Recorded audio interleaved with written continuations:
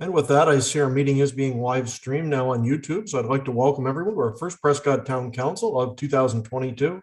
Hope everyone had a good and quiet and relaxing holiday season. All the best to everyone for the year to come. We do have a busy agenda tonight, though, so we'll get started right away with our usual call to order. So I'm beginning this meeting of council by acknowledging that we are meeting on Aboriginal land that has been inhabited by Indigenous peoples. In particular, we would like to acknowledge that the traditional territory of the Huron-Wendat, Anishinaabe, Haudenosaunee, Anishinaabe, and the Oneida and Haudenosaunee peoples. On to item 2, that's the approval of tonight's agenda. Recommendation reads that the agenda for the council meeting of January 4, 2022 be approved as presented. Could I have a mover, please? Moved by everyone, but I'll pick Councillor Shankar and Councillor Ostrander for the seconder. Any comments, questions on the agenda tonight? Seeing none, I'll call the question. And I will announce as we get started, we do have 2 regrets from 2 members of council in Councillors Burton and Jansman, both off this evening and did send their regrets earlier today. So item 3, declarations of interest. Any declarations from members of council tonight? Seeing none. So 4 presentations, and that does take us to a significant presentation. Actually, we've all been looking forward to this one for quite a while. So under 4.1, I'd like to welcome Clark and Paul from MDB Insight. They'll take us through the presentation covering a lot of the key points of the economic development strategy that we've been working on with the help of MDB, of course, for the last, with COVID fog, it's hard to imagine how long has it been now? Has it been a year, 2 years, 10 years? It's been a while, but it's great to be at this point. This is tonight, of course, a review of the Prescott portion of this economic development study. We are partnering with Augusta as well, so there is a second part to this. Actually, there are multiple parts to it. There's an Augusta ECDEV strategy as well that they're looking at, but we will be talking about the next steps a little later on. So I'll turn it over to Paul and Clark and welcome them both again. And please take us through the presentation. And anyone has any questions, please get the hands up as we move along, and we'll try to keep it good and interactive so we can explore this great presentation tonight. So gentlemen, please. Thank you, Mayor Todd. Appreciate the enthusiasm. Thankfully, it hasn't been 10 or even 2 years, but it's getting close to a year. It's been about 8 months, I think, since we first had a conversation. It's a pleasure to be here. First, want to thank the members of staff, Matthew and Dana in particular, who've provided us excellent guidance along the way, helped us steer this ship, and also would like to thank you as elected representatives for entrusting us and our team to do this important project for you. It's been great. We've, as you've said, there's a number of different elements involved in this. There is this economic development strategy for the town, which we're going to, Clark and I will be walking through with you tonight and be the primary focus of attention. At a future date, which is being organized, we'll have a joint meeting of your council with the Township of Augusta Council, and at that time we'll walk through the land needs analysis and other pieces of the work in a joint presentation. I will say we're presenting to the Township of Augusta Council next Monday. We will touch on elements of the land needs study at that time with them, just because it plays such an integral part of some of the decisions that they're going to be having to make in the future. It is an important document for you, but as far as the economic development strategy goes, a lot of it has been constructed so that you're not relying on the decisions that come from the land needs study. If there are questions along the way, I don't mind an interruption verbally, because it's going to be difficult probably for me to see everyone's hands, or if you, Mayor Todd, or someone else in the audience notices a hand up, please don't hesitate to interrupt me. So the project was 4 stages and followed a process of where are we now, where do we want to go, and how do we get there? And the we is, of course, the town of Prescott, and I'll speak primarily, obviously, to Prescott tonight. Where are we now? We undertook significant market analysis, looking at the current state of the economy, We had conversations with many people in the community to understand what the current situation is like. And during those conversations and during the economic analysis, we obviously looked forward and the where do we want to go, understanding of the economic direction. And all that sort of culminates into phase 4, where we've pulled together the reports, the economic development strategy, and the action plan. The action plan is really the difference between where we are now and where we want to go. And I hope that all members of council have seen that this is not a strategy that is just broad motherhood types of statements. This gets into a significant amount of tactical detail on how to approach this. It was very clear in the RFP that that's what you wanted. It was very clear from Dana and Matthew all throughout the project that a tactical plan was necessary in order for it to be implemented and in order for it to be measured against in the future.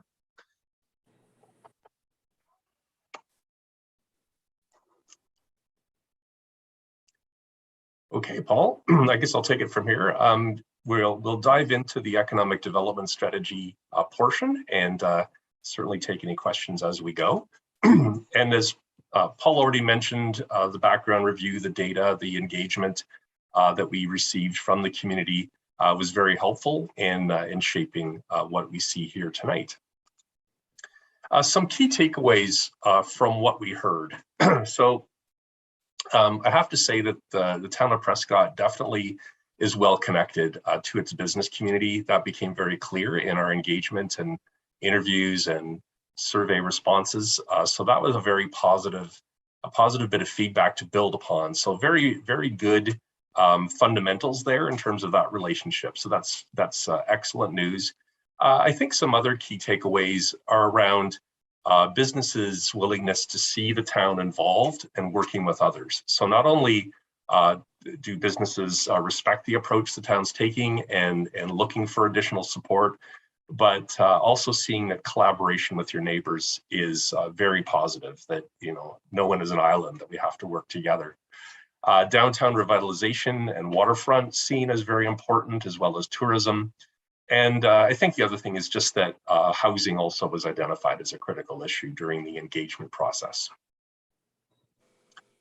So kind of moving fast forward to today, the key strategic directions are kind of covered by 3 pillars, and these being keeping business top of mind, continuing the revival of the Riverwalk district, and attracting investment, workers, and citizens. So ultimately, we kind of group the strategy under these areas because they are kind of the go forward directions. And in terms of keeping businesses top of mind, this definitely surfaced as a #1 priority.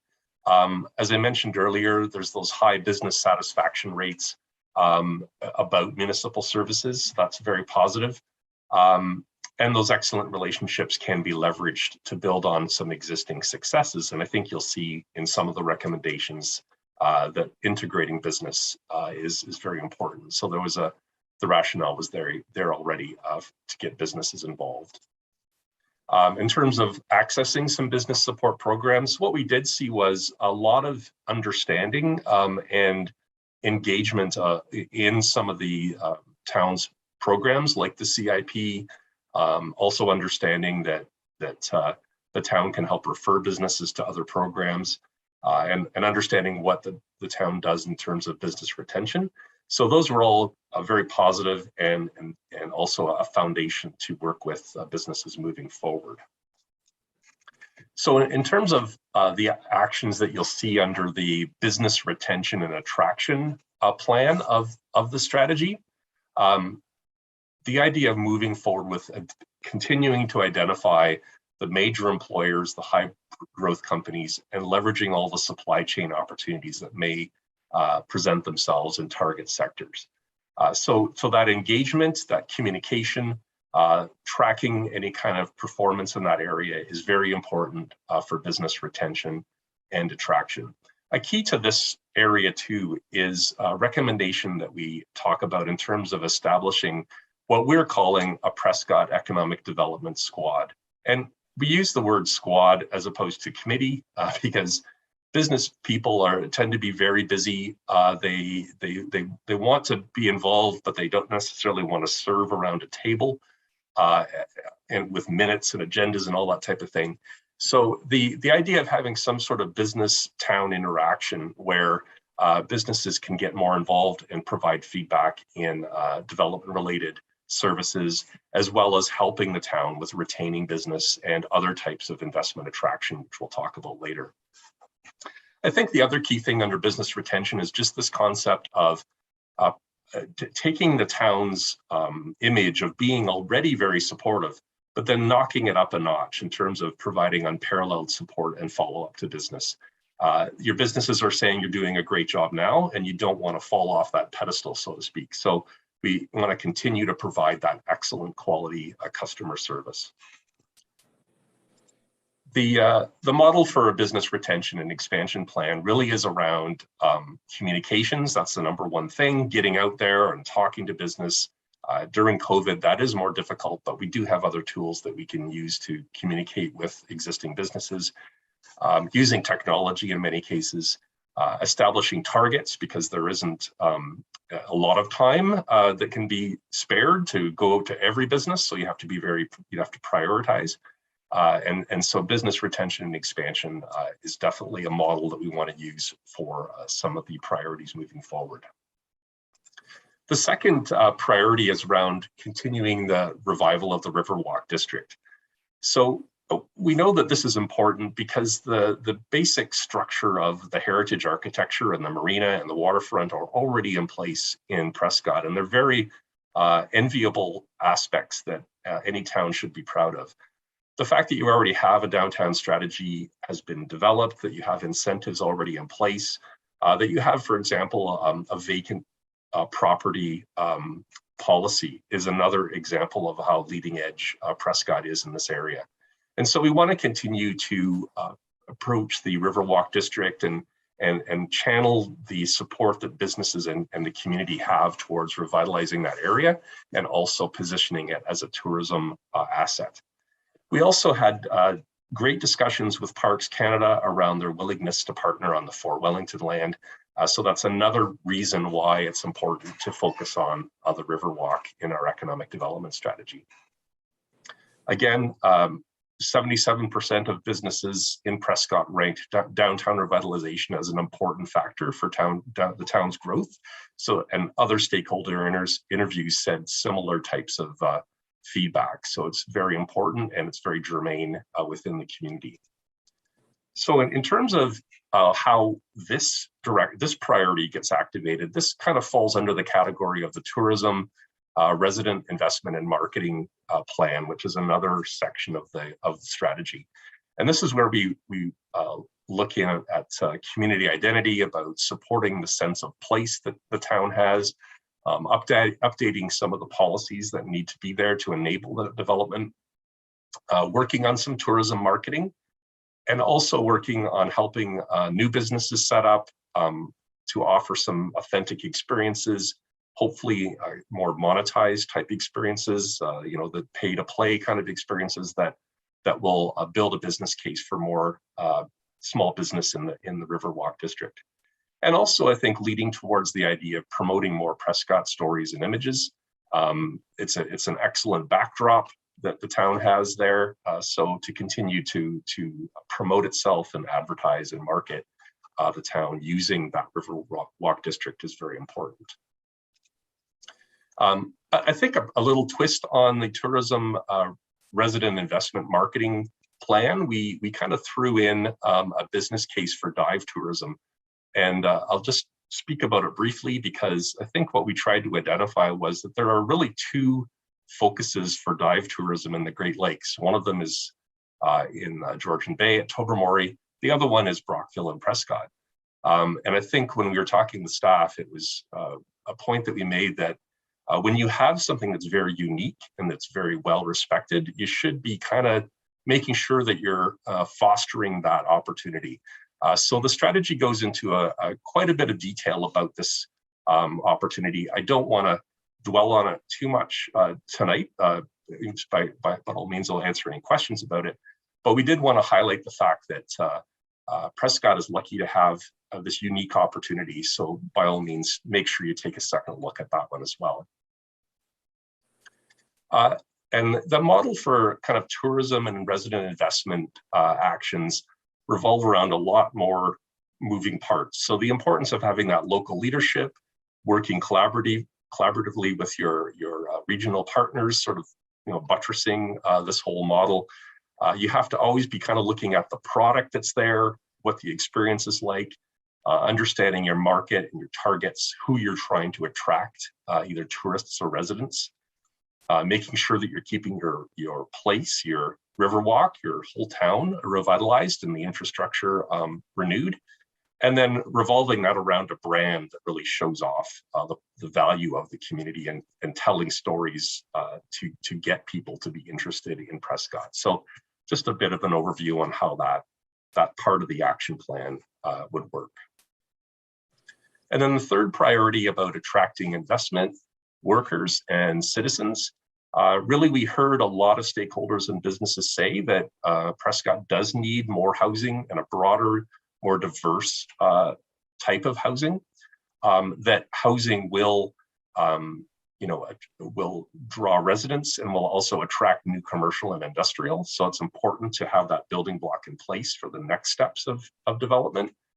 And that there are other aspects of Prescott that the home ownership rate is below the regional average. So there's this acceptance of multi-residential in Prescott, much higher than the regional average. And so in many communities where, developers are still kind of stuck on building single family homes, Prescott already does have quite a bit of the multi-residential. And so it wouldn't be as big of a sales job to do that in Prescott. So those are some of the reasons why we want to try to attract investment, workers, and citizens. Excuse me, can I ask you a question? Yeah, you bet. Can we go back one screen there? Prescott's average, when did you actually do this? I know you're presenting it now, but we've had some problems with COVID. When did you actually do the investigating that gives you this report?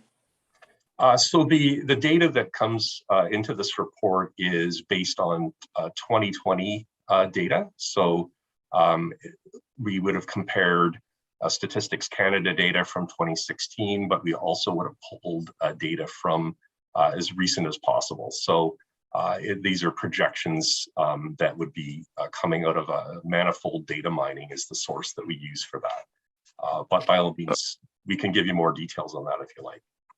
Well, what concerns me is the middle point there. Prescott's average dwelling values are below regional averages. And I don't know if you've been looking at the retail or the sales values of houses in Prescott in the last year since we've gotten into COVID, in particular the last 12 months. But they're shocking, quite frankly. A house goes on the market at a ridiculous price and it's almost got a sold sign on it the next day. They're not even taking, you can't even bid on a house and make a deal. You put a bid on and a week later they open them all and whoever's got the highest bid wins, and it always seems to be above what they're asking. So I have to question that. Prescott's average dwelling values are below regional averages.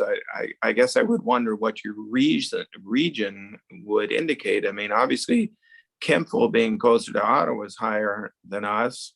Brockville's always been higher than us. But then you have Spencerville, Cardinal, and Athens, which are always lower than us. So I'm not so sure I would swallow that particular dwelling values based on what's gone on here in the last year. It's gone up, but just as anecdotal, I mean, you look at the value, the Ontario average is something like $900-some thousand for a unit now. I'm not sure if that's separated, like a separated house, or it's just the building unit. But I know that we're not talking Toronto. I know, but if you regional. Yeah, no, but no, I see your point, Lee, but I think one of the issues was, and you're absolutely right on how things have gone crazy in the market, but we actually started from a pretty low point and we've come up a huge way, but I still think you look at the United Counties and you look at some of the values in some of the municipalities, we are still, and it's a good competitive advantage. It's not a bad thing, especially right now, because that's what's driving, that is what's driving the market up, and it's what's bringing some people to Prescott. And I think it's something we can really take advantage of in the next couple of years. But no, it's an excellent point. But I do think we're still lagging behind. It just, and I started interrupting, get into that, but we've talked about a lot of that with that housing group with the counties as well, and we've looked at values and so on, and we are still lower. But again, I think that's still a good thing for us. We've got a competitive advantage there. We just have to be a little bit lower than the guy next door, and we can take advantage of that. Okay, and certainly we can make sure that there's, make sure that the technical report backing this has detailed information on that as well. If I could proceed then.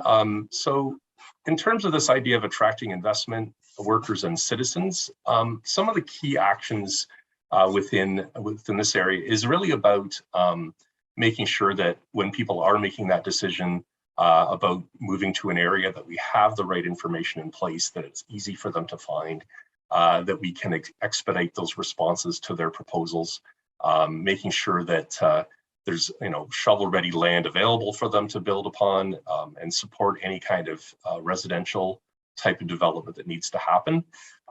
It's a more difficult area if you do need to create more residential land. It takes a little bit longer, but obviously, moving in that direction of securing perhaps additional servicing capacity or transportation access, there's a lot of other aspects of this that need to be looked at, and the strategy does dive a bit deeper into how we would go about attracting more investment.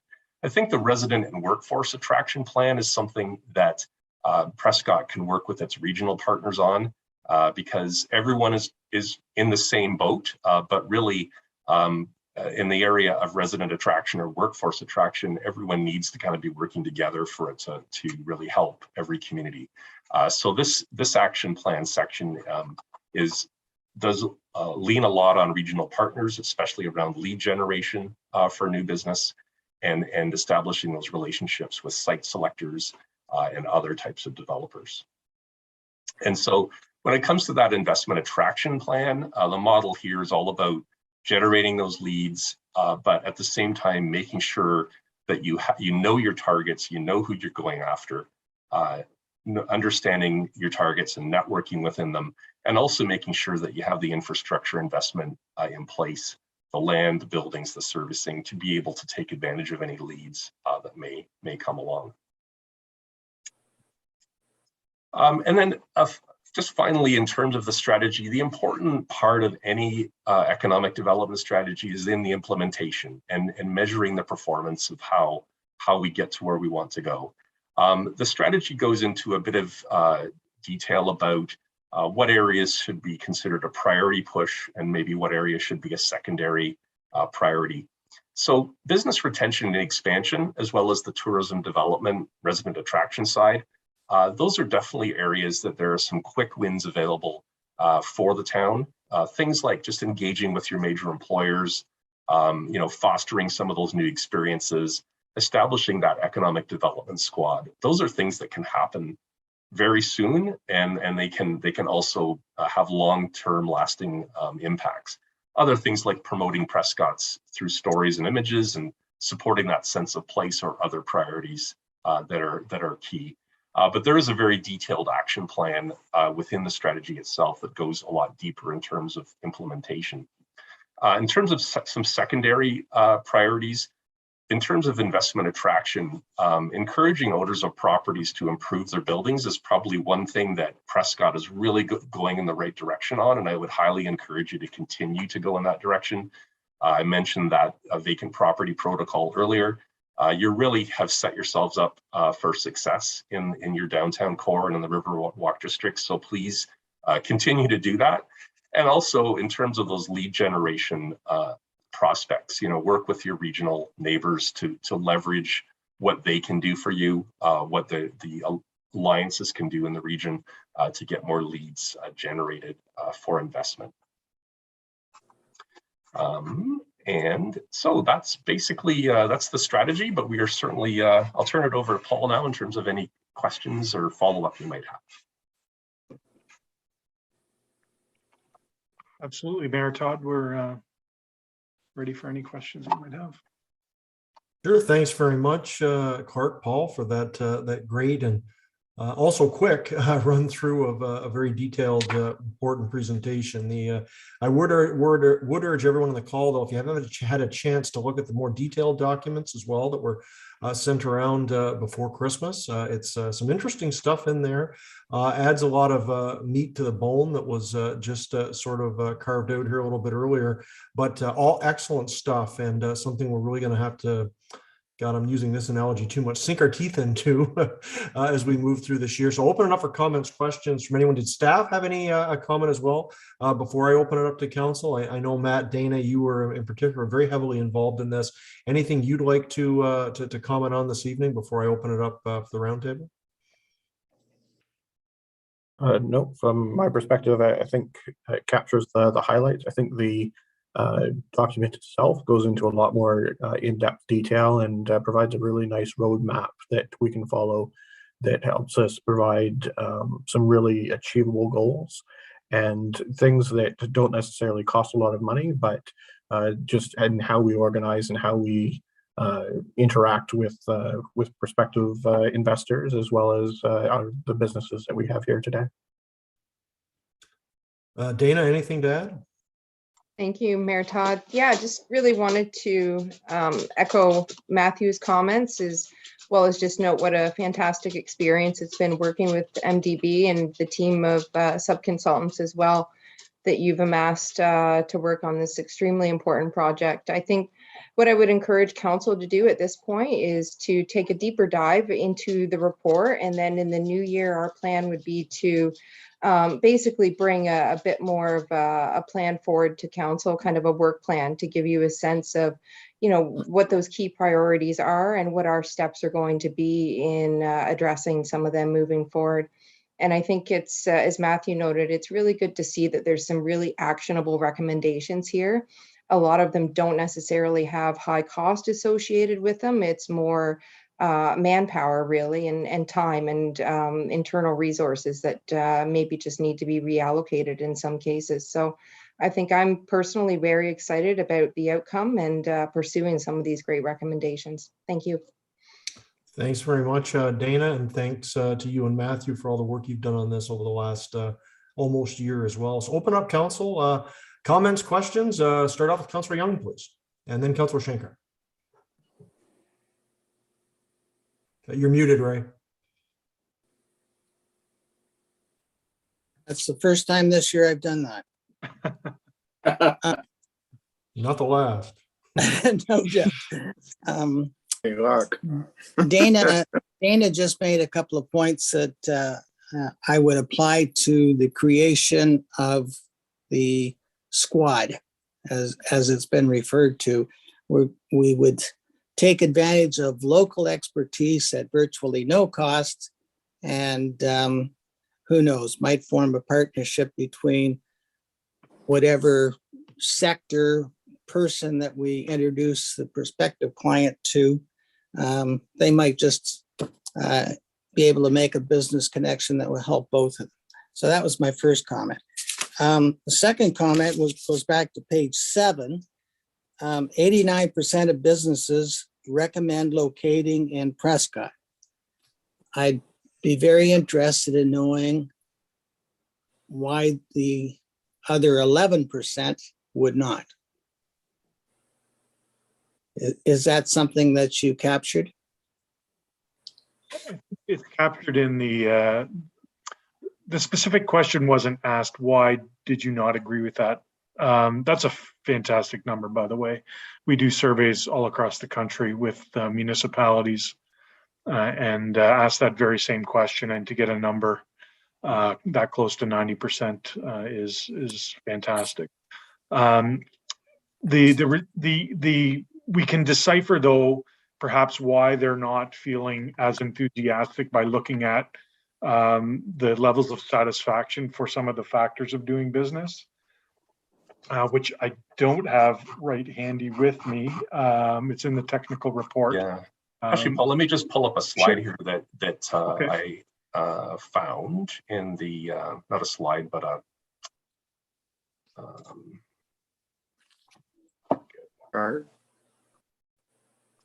yeah. So within the document itself, and if you can see that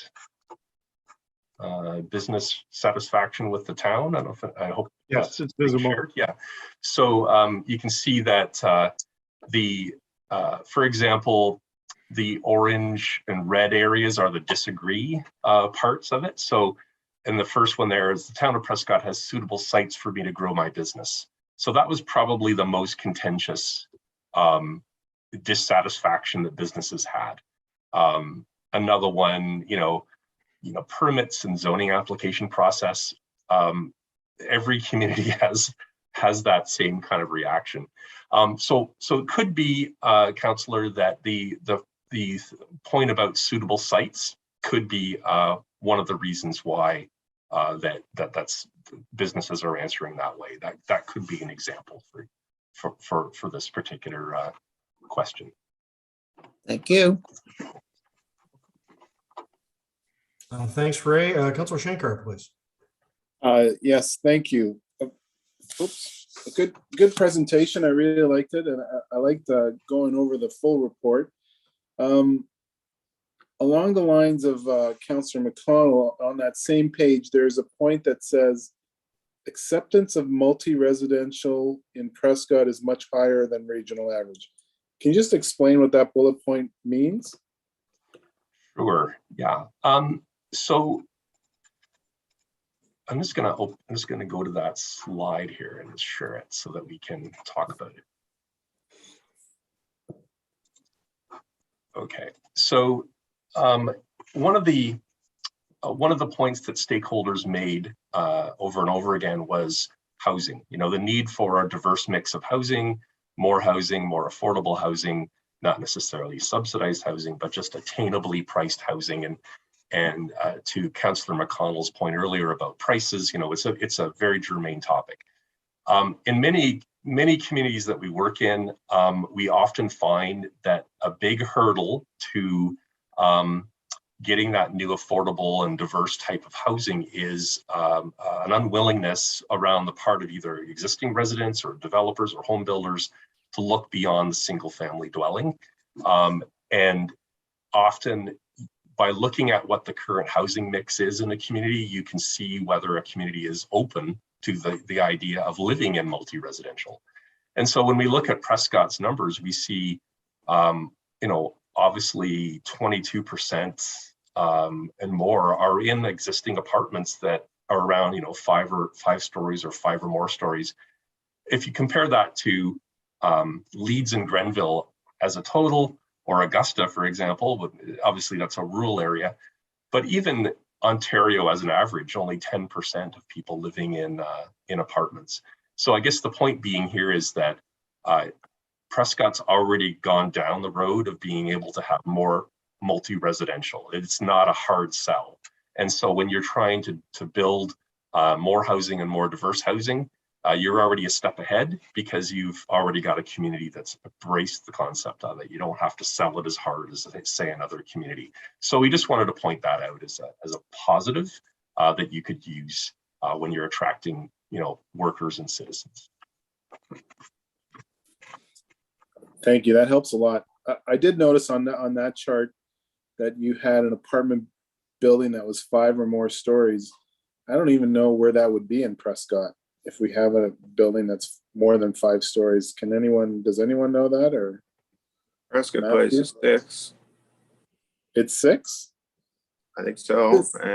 And the Mariners Club, I believe, is 6. No, it's only 3, I think.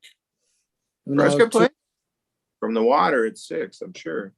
Yeah. Some are all in how they measure, especially if there's dwellings on the bottom floor or in the basement. So, and if it's walkout on one side versus not walkout on the other. So that's where you might get into 5 or more in Prescott. They're not separating apartments from condos. That's correct. All right, thank you. Thank you very much, Councilor Shankar. Other comments? Councilor McConnell, please. Thank you, Mayor Todd. That same chart that you have up there, if I can ask a question about that in relation to what I asked before.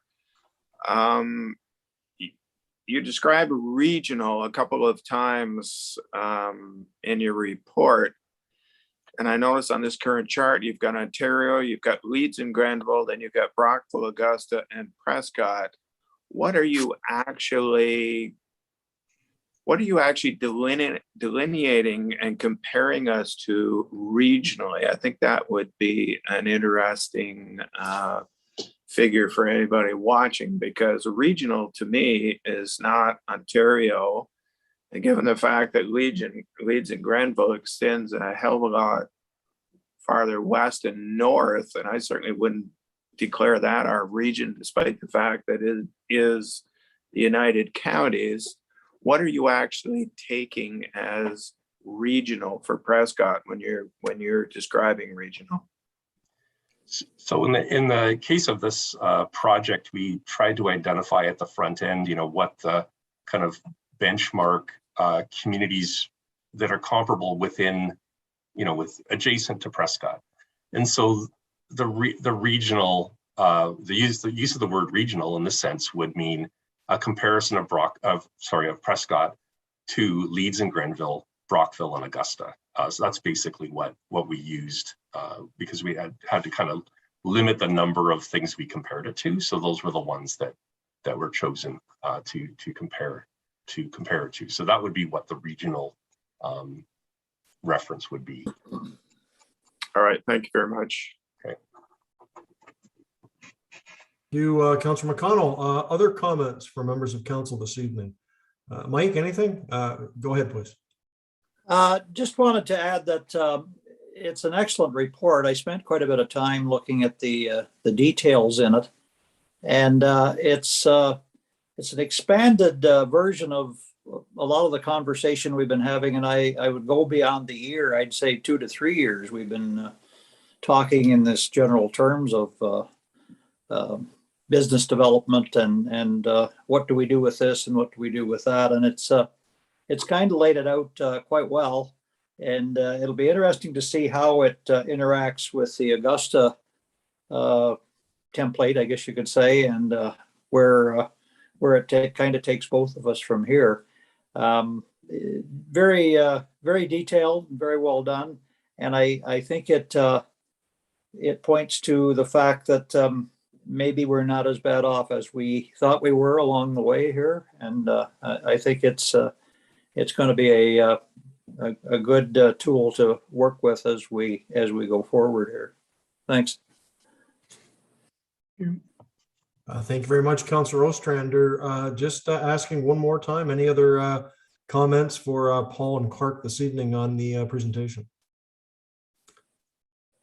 Don't see anything from other members of council. Just a couple quick ones myself. I really like almost all of it. It's really good stuff. I think it's actually a lot of it is there's not a lot of, and no offense, there's not a lot of reinventing the wheel here a lot for those of us that live in the town. So I think a lot of it is very, very good common sense, but it really does lay out, as I think Matt mentioned, a roadmap for us that we can really get into in the coming year.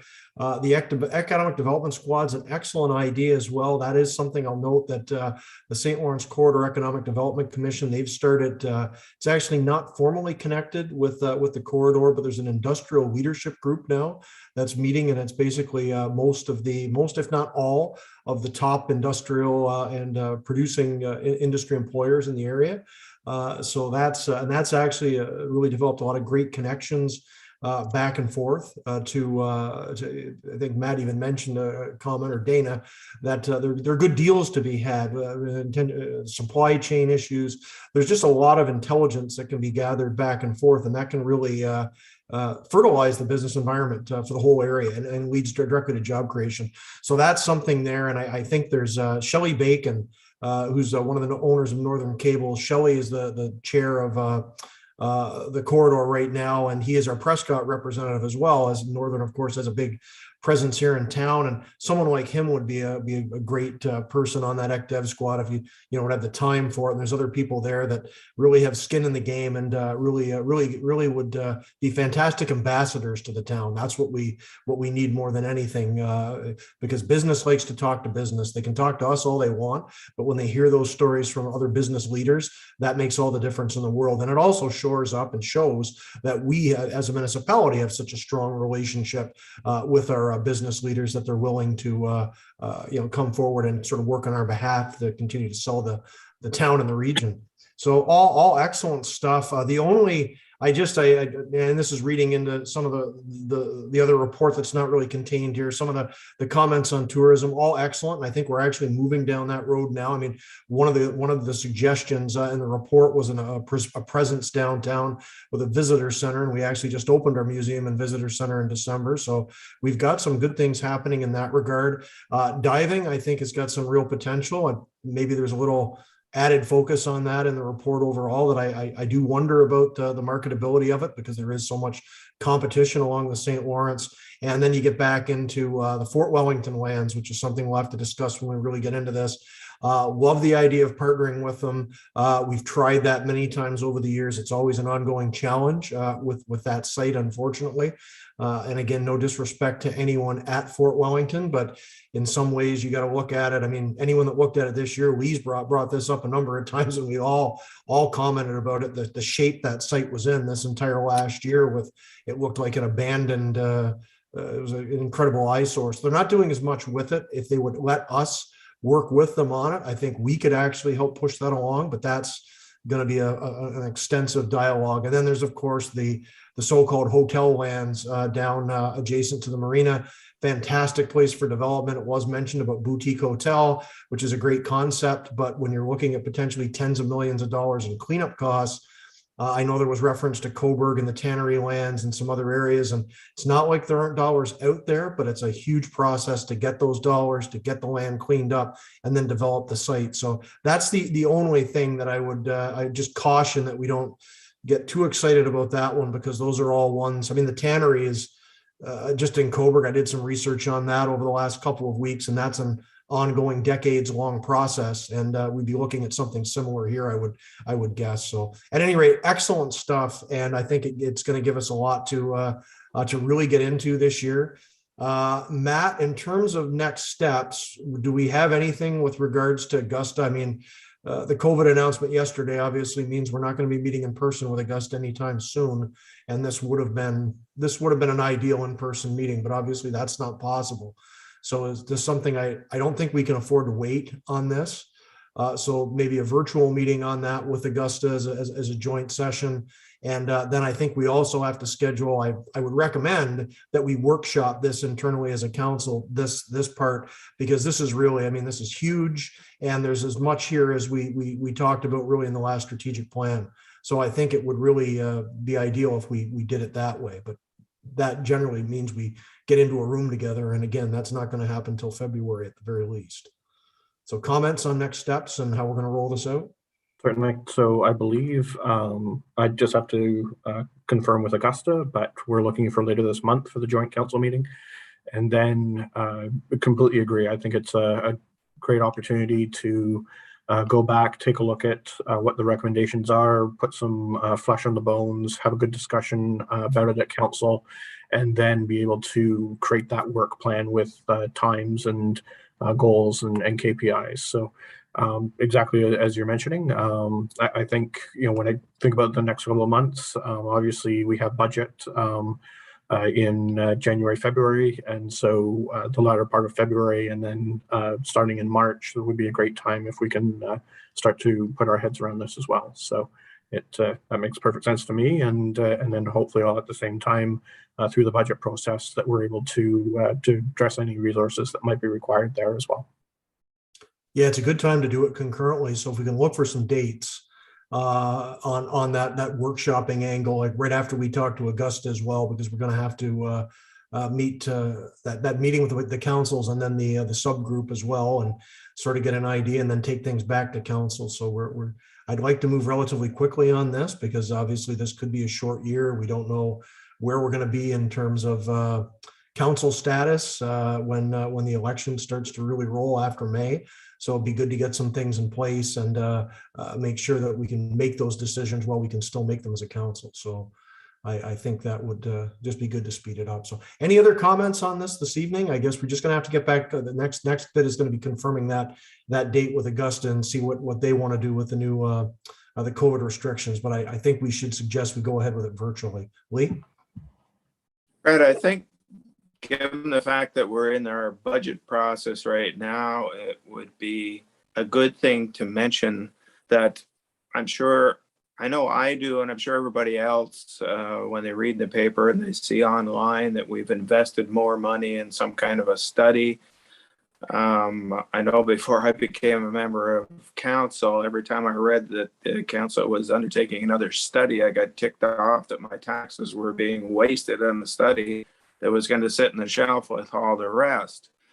But what people don't realize that really haven't been on council and haven't been involved is without these studies, we wouldn't be getting the grants from the senior levels of government that we have been getting. And without those grants that we have been getting over the years, Prescott would not be the Prescott that we know now. And the two obvious examples of that are the multi-millions of dollars we got from the two senior levels of government for both our arena and for our water tank. But we had studies that we did that showed that we required those pieces of infrastructure. And then again, we don't usually go ahead with a study unless we're sharing the cost with our neighbors, or unless the study itself has been either partially or fully or largely funded by a senior level of government. So this is a big study. It cost a big amount of money. But again, these studies are largely funded through other levels of government, and they are required for us to get the funding levels from the senior governments that we get. The municipalities that don't do these studies, they don't get the funds because they haven't proven that they needed them. And I think that's an important point to make as we're in our budget process. Thank you. Absolutely. Excellent point. And the one other addition I'd make is this funding was secured through the modernization grants that the province gave out back in 2019. So this is exactly what the province wanted to see the modernization funding used for. And of course, we've partnered with an adjacent municipality all the way. And point back to the arena success, and part of that, I mean, we did all the work internally, and we worked like hell to make that happen. But Augusta was a huge asset there as well. It's about those partnerships, and that's what's happening here as well. So we've already identified a lot of cost sharing opportunities. It's going to save the taxpayer money, and plans like this are going to be worth more than their actual value at the end of the day, because we will save money on this, and we will drive more investment into the town of Prescott. So yeah, absolutely an excellent point, because nobody wants to see their tax dollars wasted on one plan after another that ends up just gathering dust on a shelf. And everybody always says, no, it's not a study, it's an action plan. Everybody's doing that the last few years, and we're doing that here as well. But so people can take it with a grain of salt, but we mean it on this one. There will be concrete plans coming out of this in the weeks ahead, both with ourselves internally and also with our partners and friends in Augusta. So it's really exciting stuff. But thanks for that point, Lee. That's a really good one to make for those watching. Any other comments tonight before we let our guests go? And wish them again a happy new year. And thanks so much for joining us tonight. I see no further comments. So Paul, Clark, thanks so much for that. Excellent stuff, and continuing the dialogue as we get into the new year. And again, some great information. Information is power, and I think we've got a hell of a lot of power now with all those reports and all that added data. So thank you both, gentlemen, and we'll be talking again sometime soon. Take care. Thank you, Mayor Todd. Good night, everyone. I know.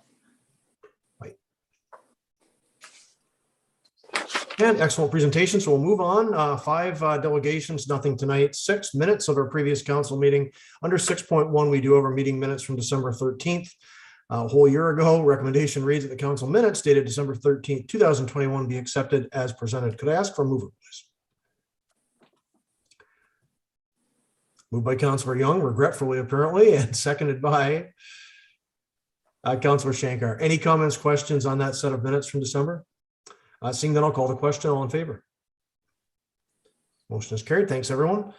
7 communications and petitions, nothing tonight. Under 8 consent reports, I'll ask initially if anyone wanted to separate anything in the consent reports of the information package. I guess we're just really, it's just the info pack tonight anyways. That's the first time we've just had the one item there in a little while. So under 8.1, the recommendation reads that all items listed on the consent report section of the agenda be accepted as presented. Could I ask for a mover? Moved by Councillor Shankar, seconded by Councillor Ostrander. Any comments? Seeing none, I'll call the question. All in favor? Motion is carried. Thanks, everyone. Committee reports. We do have a report under 9 tonight.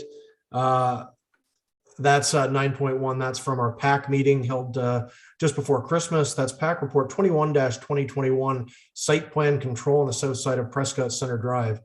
Recommendation coming from PAC that evening reads that council approve the proposed site plan application SPC 2021-04 subject to the following conditions. 1, the balance of any outstanding taxes, including penalties and interest, and any local improvement charges, if applicable, shall be paid to the town. 2, that the site plan agreement of the lands shall be registered and submitted to the town. 3, that appropriate screening features be provided with a subject property abuts a residential use to the satisfaction of the town. 4, that the applicant provides a photometric plan to demonstrate dark sky compliance and minimized light trespassing to adjacent residential uses to the satisfaction of the town. 5, that a noise wall be constructed based on a noise impact brief to analyze the impact of the proposed commercial use on adjacent residential uses and to implement its recommendations to the satisfaction of the town. And 6, that the applicant obtain provisional consent approval to sever the lands to the general size and extent as shown on the site plan, and that necessary planning approvals be obtained to support the proposed severance. Could I ask for a mover on that, please? Moved by Councillor Young. Can I have a seconder? Councillor Ostrander. Mr. Armstrong, did you want to comment on that? I see like both other members of the PAC are not with us tonight. I'm the only one here, so I don't have the Chair Jansman to refer this to. But Matt, did you want to just take us through briefly what we're looking at here tonight and what the Planning Committee did discuss last week? Certainly. Thank you very much, Mr. Mayor. So when we're taking a look at this, it's the piece of property that's on the south side of Prescott Center Drive, pretty much opposite to Canadian Tire. This particular development is for a approximately 10,000 square foot Dollarama store, and they would have the parking on the west side of the property and the store on the east side. There were the number of provisions that you see this evening, including the noise barrier. That was a large topic of discussion being required, as well as the photometric study, both of which would come in. We would peer review them and ensure that they meet standards. There was also a minor variance required for this particular property that went to Committee of Adjustment on the 23rd of December. It was approved, and we are now in the 20-day appeal period. So those are 2 separate processes in terms of the minor variance versus the site plan. We have worked extensively with this developer to try to address all of the items that are required in terms of the number of parking spaces, the requirement for accessible parking spaces. The building will be sprinklered, but they're also adding a hydrant at the front of the store. And then obviously the noise and light pollution, and ensuring that it's incorporated. The other item with this is that they were able to handle the stormwater on the property itself, which is important from a development standpoint, so that it is all self-contained on one property.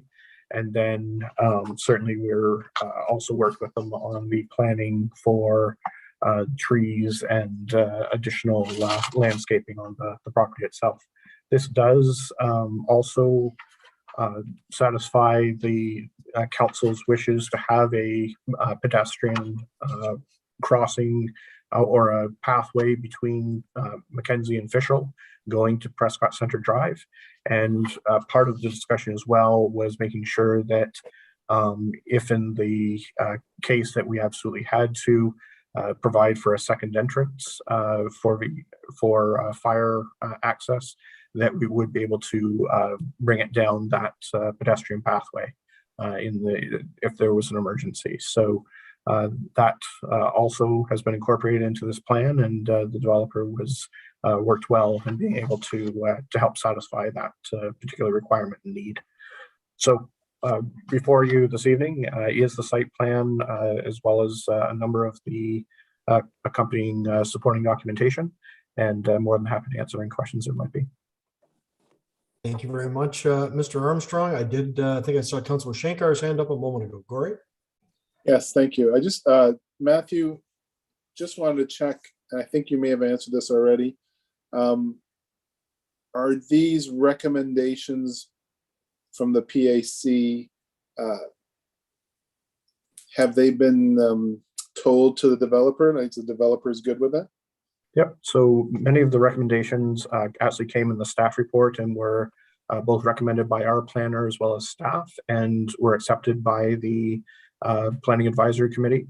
At the same time, the Planning Advisory Committee may want to make sure that it was going to be a noise wall, so that was slightly modified, and all of these have been communicated back to the developer, and they know full well what's required and are amenable to them.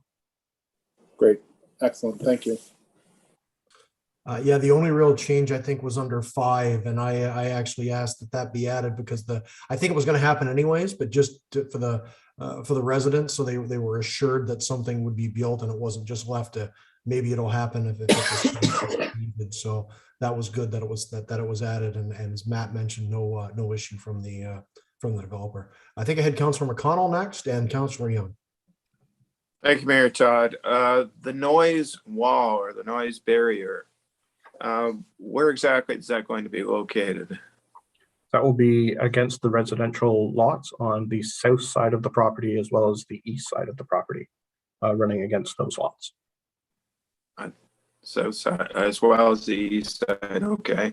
Second question, the pedestrian pathway, given the fact that it may be used as an emergency vehicle access, is that going to be built to road standards, I would hope, rather than just sidewalk standards?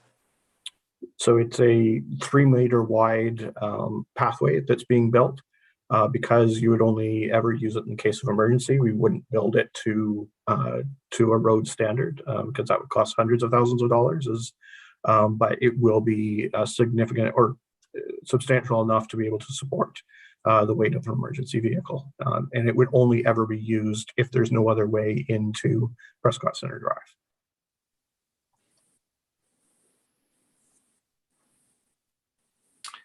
Emergencies are one of those things we can't foresee. If there was a significant accident at the corner of Prescott Center Drive and the foot of the overpass there,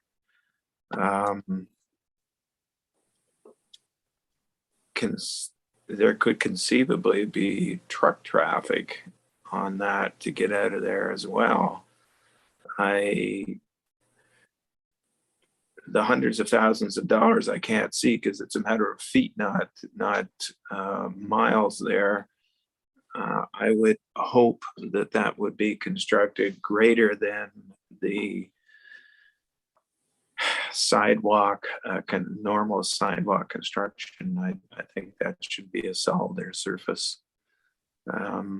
So I would pass that along to you to see what you can do. It's probably past the time period that we can require it, but I think it would be important. The other thing that occurs to me that would be a good thing for the neighborhood to realize, if they don't already, is that the surface area of Prescott Center Drive, which the floor of this building will probably be approximately level to, is also approximately level to the basement floors in the houses on Fishel Drive and the north end of Mackenzie Drive. So despite the fact that this is going to be a modern commercial building, which is probably, I don't know, 20 feet high, it's not going to be a 20-foot high building right next door to them. It's probably going to be only 1 story high because of difference in height of the terrain there. So I think that's an important thing to note as well. It's not as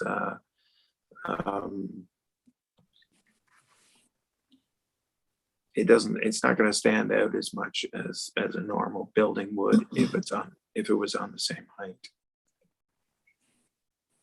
Thank you. Thanks very much, Councillor McConnell. And Councillor Young next, please. Thank you, Brett. Matthew, can you tell me a bit more about the stormwater management? Certainly. So there will be a stormwater management infrastructure on the south side of the store that will allow all of the runoff to run to. Then it will allow to be dissipated. It should also improve what currently happens with pooling in that area as well. Okay, that's reassuring. So that would be the southwest corner of the property? That's in terms of where the store sits, it would be directly south of the store. All right, so that would drain the parking lot. That's a large area that will collect a great deal of water. So the water from the parking lot would go there. That's correct.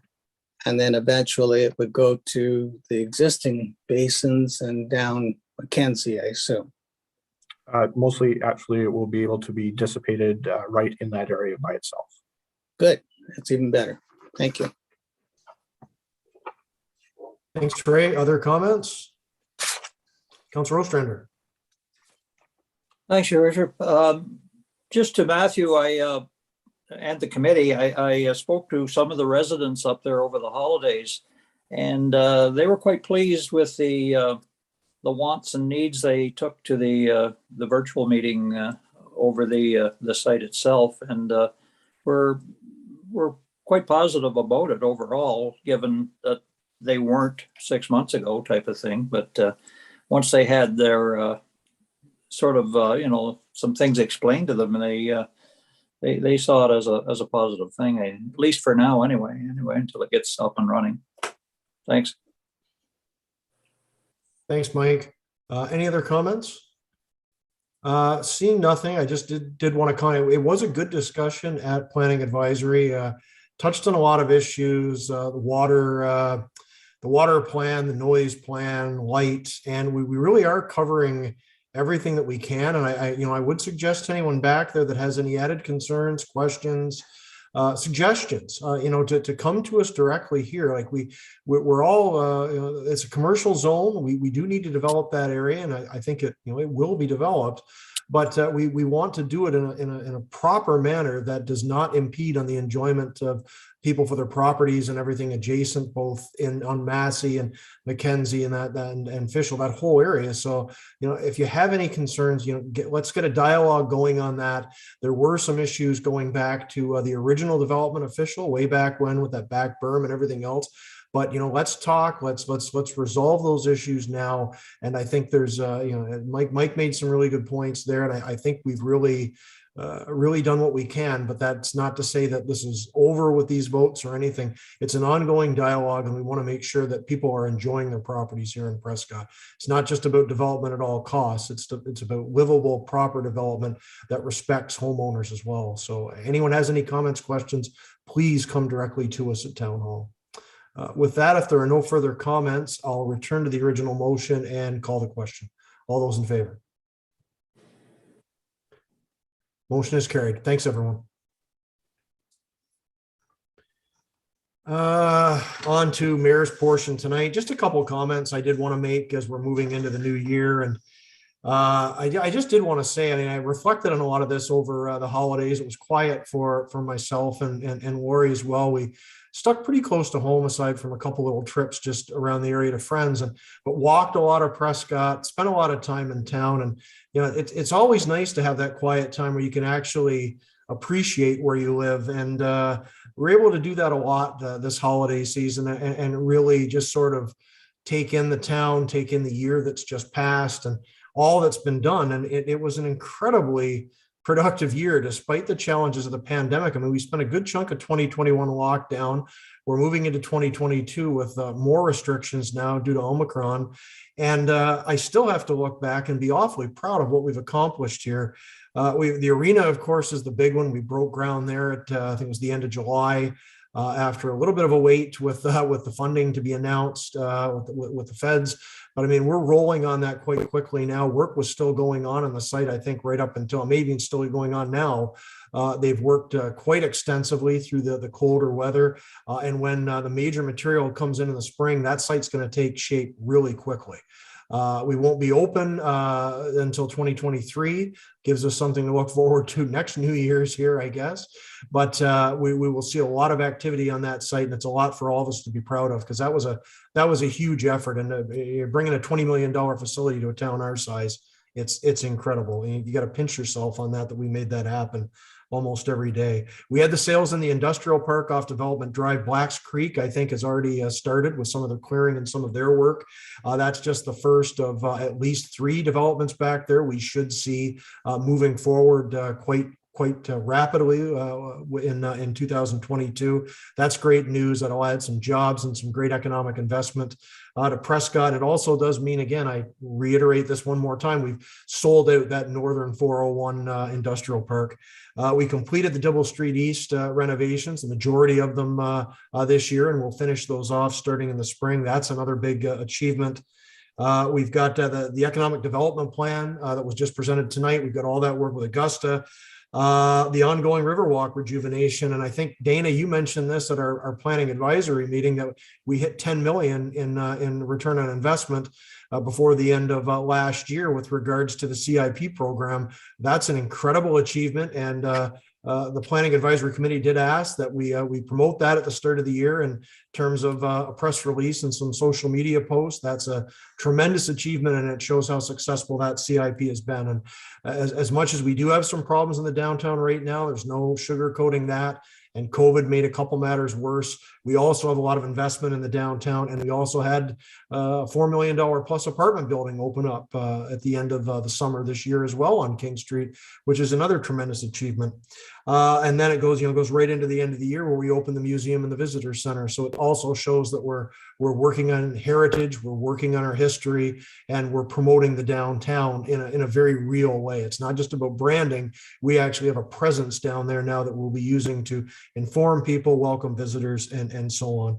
And then, last but certainly not least, it's all the waterfront improvements, the Muskoka chairs, the new sun sails, everything that we did, the mural at Centennial Park at the beach. I mean, we had, as much as 2021 was a tough year, you got to remember we did have a pretty optimistic time there from the late spring through the summer where we got vaccinated. A lot of people spent a lot of time on that beach, myself included. It was a good summer there for a couple months, and we're going to get back there before you know it. I do have faith in that. But the one thing I did want to say, best of all, there's a lot of accomplishments here, and I think this whole council and the entire team, council and staff, we've formed a really incredible working group. I see other councils, I see other communities. I'm not going to name any names, but we all follow it in the papers. We see it, and it's not just in our region, but across the province. And I look at, the disagreements and some of the rancor and so forth, and, knock on wood on that one, because anything can happen at any time that can divide us. But we've been incredibly strong as a united group and shown a united front for the town through some of the worst conditions, a municipality is quite frankly ever going to see with this pandemic. And again, I'll knock wood on that one as well, because it can always be worse. But I mean, we've come through this stuff stronger, more united than I think we've been in a very long time. And I'm really proud of how we've all done that and stayed together. So I wanted to wish everybody a very happy 2022 and a continued hard work, good effort for the people of the town of Prescott. I think we had a good 2021 despite the circumstances, and we're going to move into what's going to be an even better 2022. And quite frankly, I'm also very excited about 2023 and beyond, because we have so much coming after that with the arena opening, and we've laid the groundwork for tremendous achievements here in the town of Prescott. And I think we've all got a lot to be proud of. And I just want to say to everyone out there at in watching tonight, or anybody in the media, whatever, that we're going to continue to do the best we can for people in 2022, get us through this pandemic, and continue to build and grow the town of Prescott as best we can. So I want to thank everyone for their efforts, everyone on council, everyone on staff, our fire chief's with us tonight. So a special shout out to the fire department that does such incredible work for us as well. And public works guys, out in the plowing in the streets. Plowing's never perfect, but it's as close to perfect as anybody's ever going to come. Our guys do a tremendous job, and it's just a lot to be proud of right now. And it's something good to take stock of as we go into a new year. So with that, I'll step off the soapbox and just thank everyone once more for listening, or whoever. I think Ray took off there for a little while, but I won't hold it against him too much. But I'll let off on that now. And again, just thanks everyone for their time and patience, and all the best for 2022.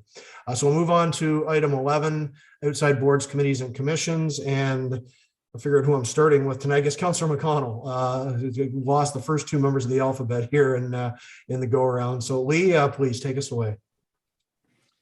Thank you, Mayor Todd. First of all, my friend here and I would like to wish everybody a very happy new year. He seems to jump up in my lap at some point every time during a meeting, but we've had no meetings, so I don't have much to say other than the fact that the library is no longer accepting people coming in looking around for a book. However, they are still open, and you can reserve a book by calling. You can come to the west door, not the main door, because the town hall is closed. But you can knock on the west door and they will come. If you can give them an author or a type of book that you might be interested in, if you've been reading a series, you'd like another book in the series, they will be more than happy to accommodate you. And I received an email from the library actually shortly before the meeting here that a book that I was interested in was in. So they are on the job, and they are more than happy to look after you. Other than that, I have nothing else, Mayor Todd. Thank you. Thank you very much, Councillor McConnell. Councillor Ostrander, please. Thank you, Your Worship. Just a couple of items.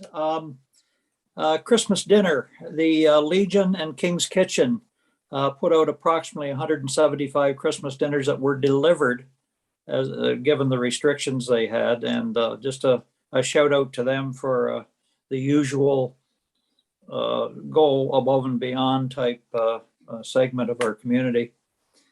Just one other thing, Connect Youth, we had an emergency, I say emergency, not a non-scheduled executive meeting this morning. They were busy over Christmas. They even had one or maybe two incidents where their staff had to wear full PPE attending a situation with people in their housing units. So the pandemic is still alive and well, unfortunately, and they don't see it getting any better just immediately anyway. So they've ordered extra PPE for their staff, and they even have a couple extra workers working just to help relieve the regular people. So anyway, that's all I have tonight. Thanks a lot, Mike. Councillor Shankar.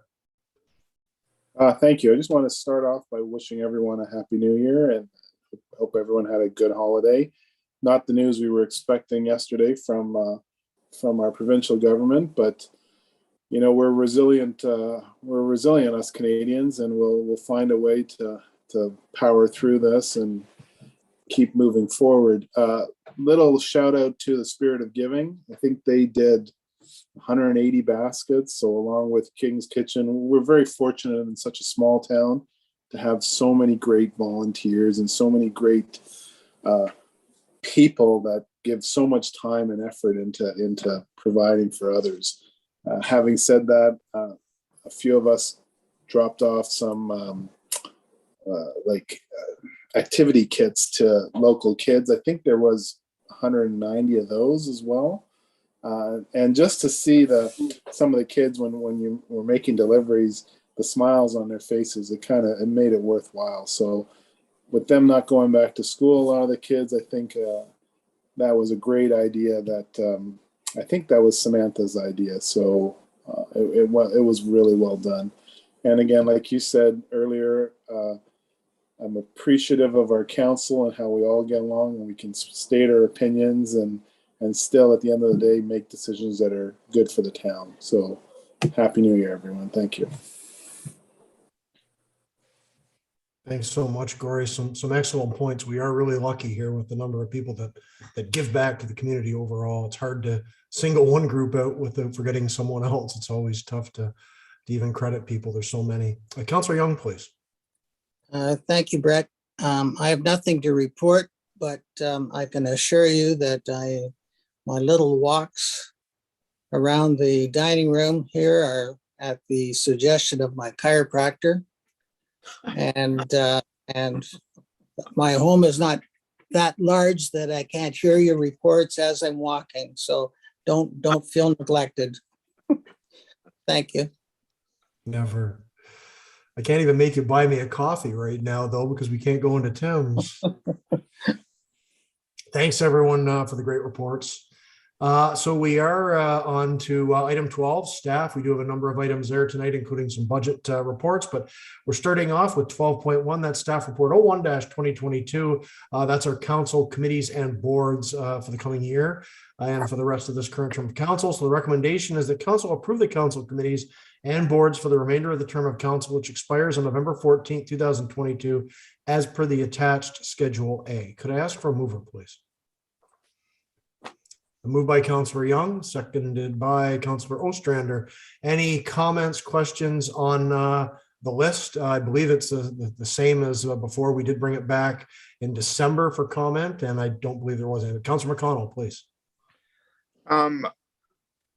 We have two people missing tonight, and I would ask that we would defer this to our next meeting. I'd like to have a conversation with one of the members in regards to a possible swap of a committee if they are interested. Obviously, I didn't realize they weren't going to be here tonight, or I could have done it before the meeting, but I would appreciate that if we could do that next week. Yeah, I don't have an issue with it. We did bring it forward though in December for exactly this sort of conversation, but what does everybody else think? Is everyone okay with holding on this for 2 weeks? Or do we, Matt, is there a procedural thing here that we're gonna? So in the one that we brought in December, which I think we approved, specifies each councillor on which committee. This is a different list where it's for insurance purposes to make sure that everyone on those committees is covered for insurance purposes. So we can pass this evening, and if we want to bring back who sits on what in terms of council, then that would be a separate report that we can just amend this at the same time. Okay, so Lee, is that what you're looking for? And like a committee? That's fine. Committee or? Yeah, that's fine. I didn't realize this was for insurance purposes, and I'll have that discussion. And depending if something happens there, I'll notify Matthew and he can act accordingly. Okay, so we'll pass this tonight, and then if there's an amendment, we'll bring it forward as soon as possible. Then, so that's good, Lee. Yeah. Okay. Any other discussion on that motion? Seeing none, I'll call the question. All in favor? Thanks, everyone. And 12.2, we're into budget. So this is a presentation tonight. This is second presentation or third, I forget now, but administration, protective and planning services. With that, I'll turn it over to Matthew. I will make a note though, before we go into it for staff and everyone's information. We did have the first of what was a very long budget presentation this morning for joint services. And one thing we did approve was the secondary suites program, which is going to impact the joint services budget somewhat this year. I think $322,000 total impact, I believe the number is. But at any rate, we're meeting again next week, the 11th, I believe that meeting is, possibly to even finalize the joint services budget. No dramatic changes. The total joint services, I think the number is 3.35% of an increase across the entire JSC portfolio. So nothing dramatic there, but it is just something that we should know before we, as we go forward into the budget process. Lee, did you have a comment? Question, Mayor Todd, if I may. Can you explain to us how that decision affected a $300,000 change in the budget? It's an addition with regards to, I can show you the report. It's just adding us the secondary suites program to something we're promoting counties wide. It's a recommendation that came out of the housing group, and it was unanimously supported this morning. It's very similar to a program being operated by, I think it's Simcoe County, and it's had some good success there as more and more places are turning to encouraging the development of secondary suites to help with the housing issue overall, because as we know, the biggest issue right now is people don't have addresses. There aren't units to move into. So this was seen as a way to really promote that. And the province allows for it under, I think it was the last policy statement, wasn't that, Matthew? So we are forced to do that as well. Not that I think we need to be forced to do it. It's a good way possibly out of some of the housing issues we're into. Well, I understand. That's 300,000 for everyone though too, Lee. So our percentages, what are we at? 4%, 3%. So I understand what you said, Brett, but what I want to know is how you're spending the $300,000. It's why I can send the report if everyone wants to see it. No issues. I can just send it along. But essentially, it's incentivizing people with interest-free loans to build secondary suites onto their properties. There's two streams. Okay. One supported by the province, one's local. That's fine. That's all I wanted to know. Thank you. Yeah, no worries. Yeah, I just want to mention that's where we're headed with that. So looking like 3.35% or less in terms of JSC increase this year. Mr. Armstrong, please. Thank you very much. So I'm just going to share my screen.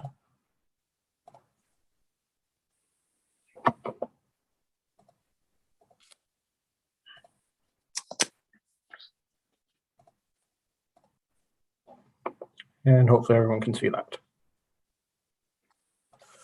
Okay, so this evening we're going to talk about budget timeline, administration, protective services, planning, and the summary to date.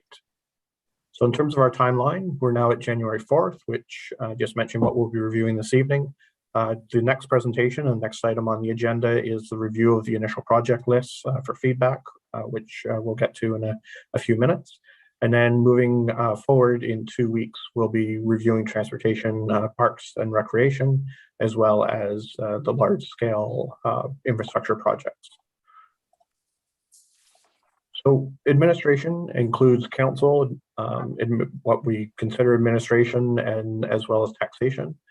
So from a council perspective, the 2021 budget was $150,443. It currently looks like we'll be spending approximately $120,000, and then the budget for 2022 is looking at $157 at this moment. That includes a transfer to reserves of $5,100. At this point, I'm also going to mention that 2022 is an election year, and that $5,100 that we put aside each year, we then pull out of reserves in the fourth year to be able to support the expenses for conducting the election itself. So while it's an increase in overall spending by $20,000, it's offset by the transfer from reserves of $20,000. For administrative standpoint, we had a budget of approximately $134,400 this year. It looks like we'll be slightly under that at $823,000 for a projection, and an increase of about $14,650 to 2022. Of that, $9,300 is simply due to the increase in insurance to 22 insurance rates based on the renewal that we had. And then finally, taxation. In here, there's Really just a couple of costs. One is for our MPAC levy, and it's expected to decrease by just a very small amount. Then our transfer to reserves, which is $305,000, and then finally write-offs of any taxes there might be. We're not expecting, again, large write-offs because this is not a revaluation year. So it would only be very property specific, and so far we only have one that's outstanding on the books and not expected to be materially in any amount. So overall, from budget to budget, it's an increase of 1.66% or 22,000. From budget to projection, an increase of 63,000. And a total transfer to reserve of 311,000. And I've separated the election just so that we can compare apples to apples and not get it mixed up in the overall. From a protective services standpoint, we have the fire department, police, bylaw, building, and emergency planning. So from a fire department perspective, our budget for 2021 was 770,000. We're expected to spend somewhere in the neighborhood of 718 or about 720,000, and our budget for next year is 738. Now this is a decrease. However, we are moving $65,000 from what we were putting towards the fire hall when we had originally created that transfer to reserve, and moving it to the arena complex.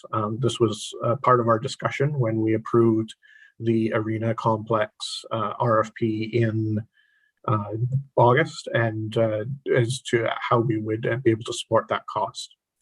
The police, we've already mentioned that how much it would be going up as part of our initial presentation in December. And so the OPP increase is 55,753 and a total budget increase of approximately 58,000 from 21 to 22. Bylaw would be 123,000. The projection for 2021 is 90,000, and then the for the budget for 2022 is 143.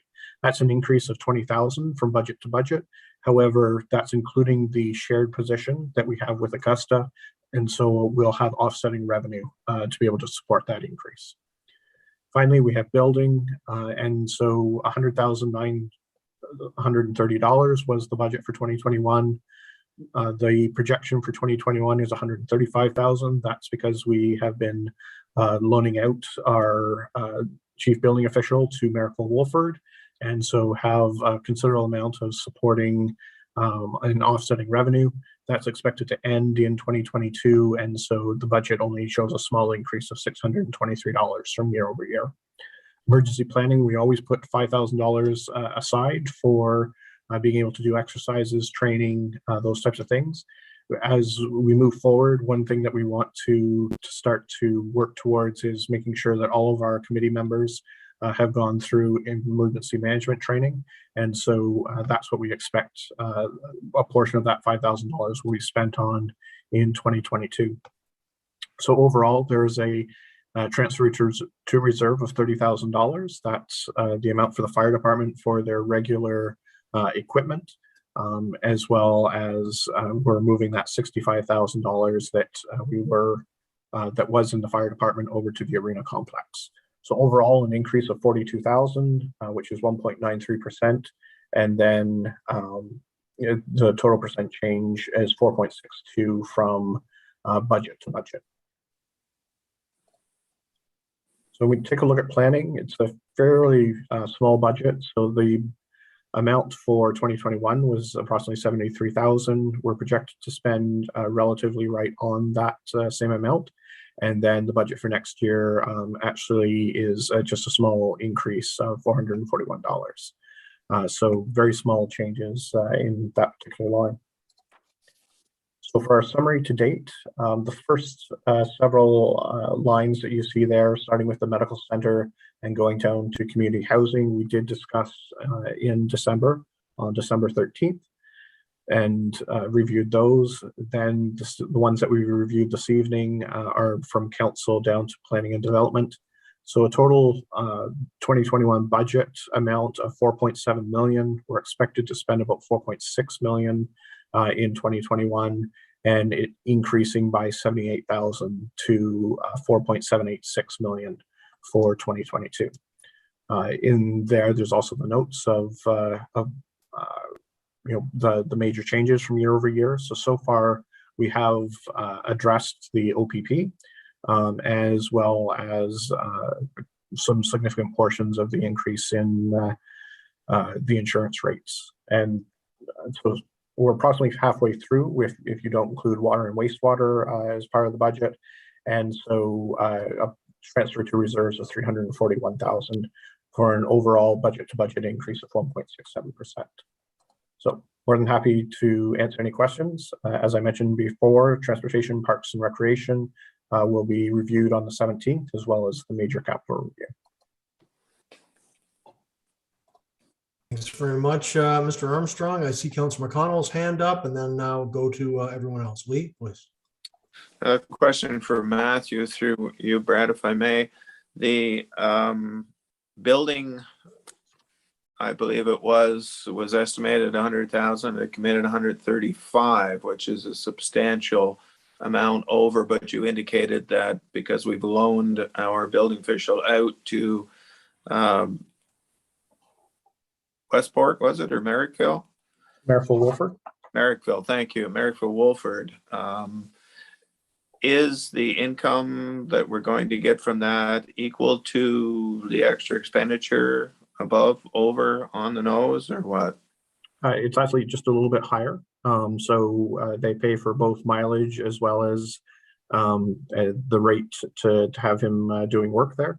And so the rate that we charge is just a small amount more than what it actually costs us. So he has been incurring a significant amount of overtime, and so that's why there's the increase in expense. But we wanted to make sure that that the town of Prescott wasn't put at a disadvantage. Excellent. So us being the good guy is not costing us anything. That's correct. Good way to be. Thank you. Okay. Thanks very much, Councillor McConnell. Open it up for everyone else. Any comments on that presentation or questions on that presentation tonight? Seeing none.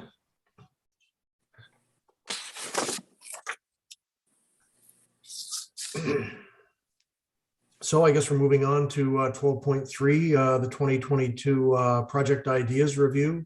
Matthew, you're going to take us through that as well?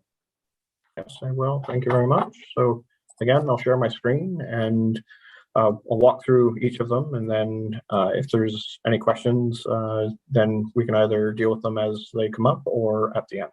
So just feel free to flag me down if there's something, and or the mayor.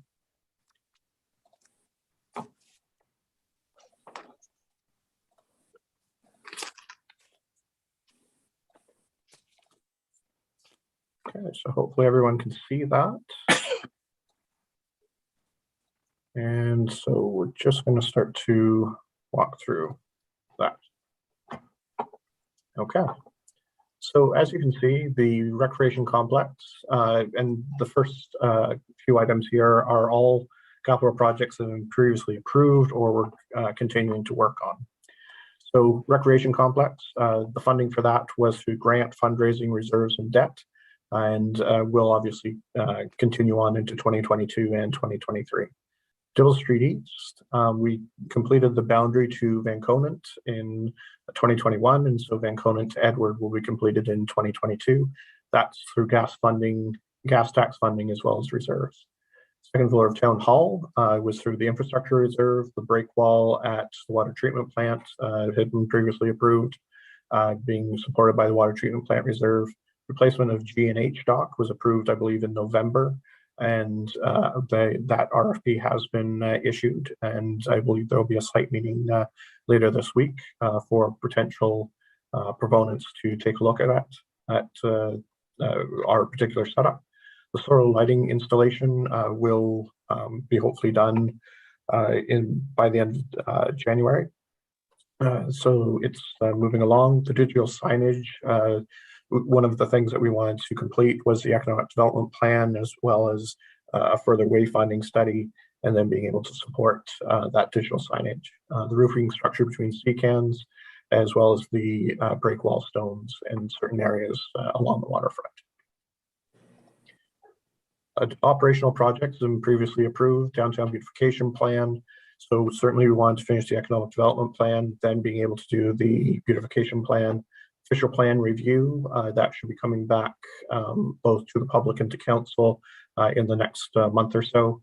Replacement of the sidewalk on the south side of King Street at the west end of the Coast Guard base is slated for 2022. Fixing the parking area at the base of Center Street by the Deepwater dock was previously approved, and we're looking at to complete in 2022. Waterfront Prescott sign was previously approved, along with the town signage and wayfinding, and the accessible sidewalk south end of George to link the waterfront trail with the street was also previously approved, and looking for it to be completed.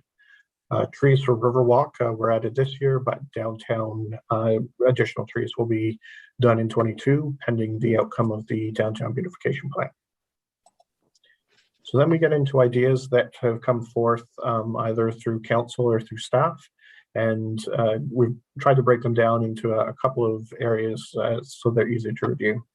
Our yearly fire department replacement of gear for SCBA as well as bunker gear is an ongoing requirement, and one that you'll note was in the budget a little bit earlier.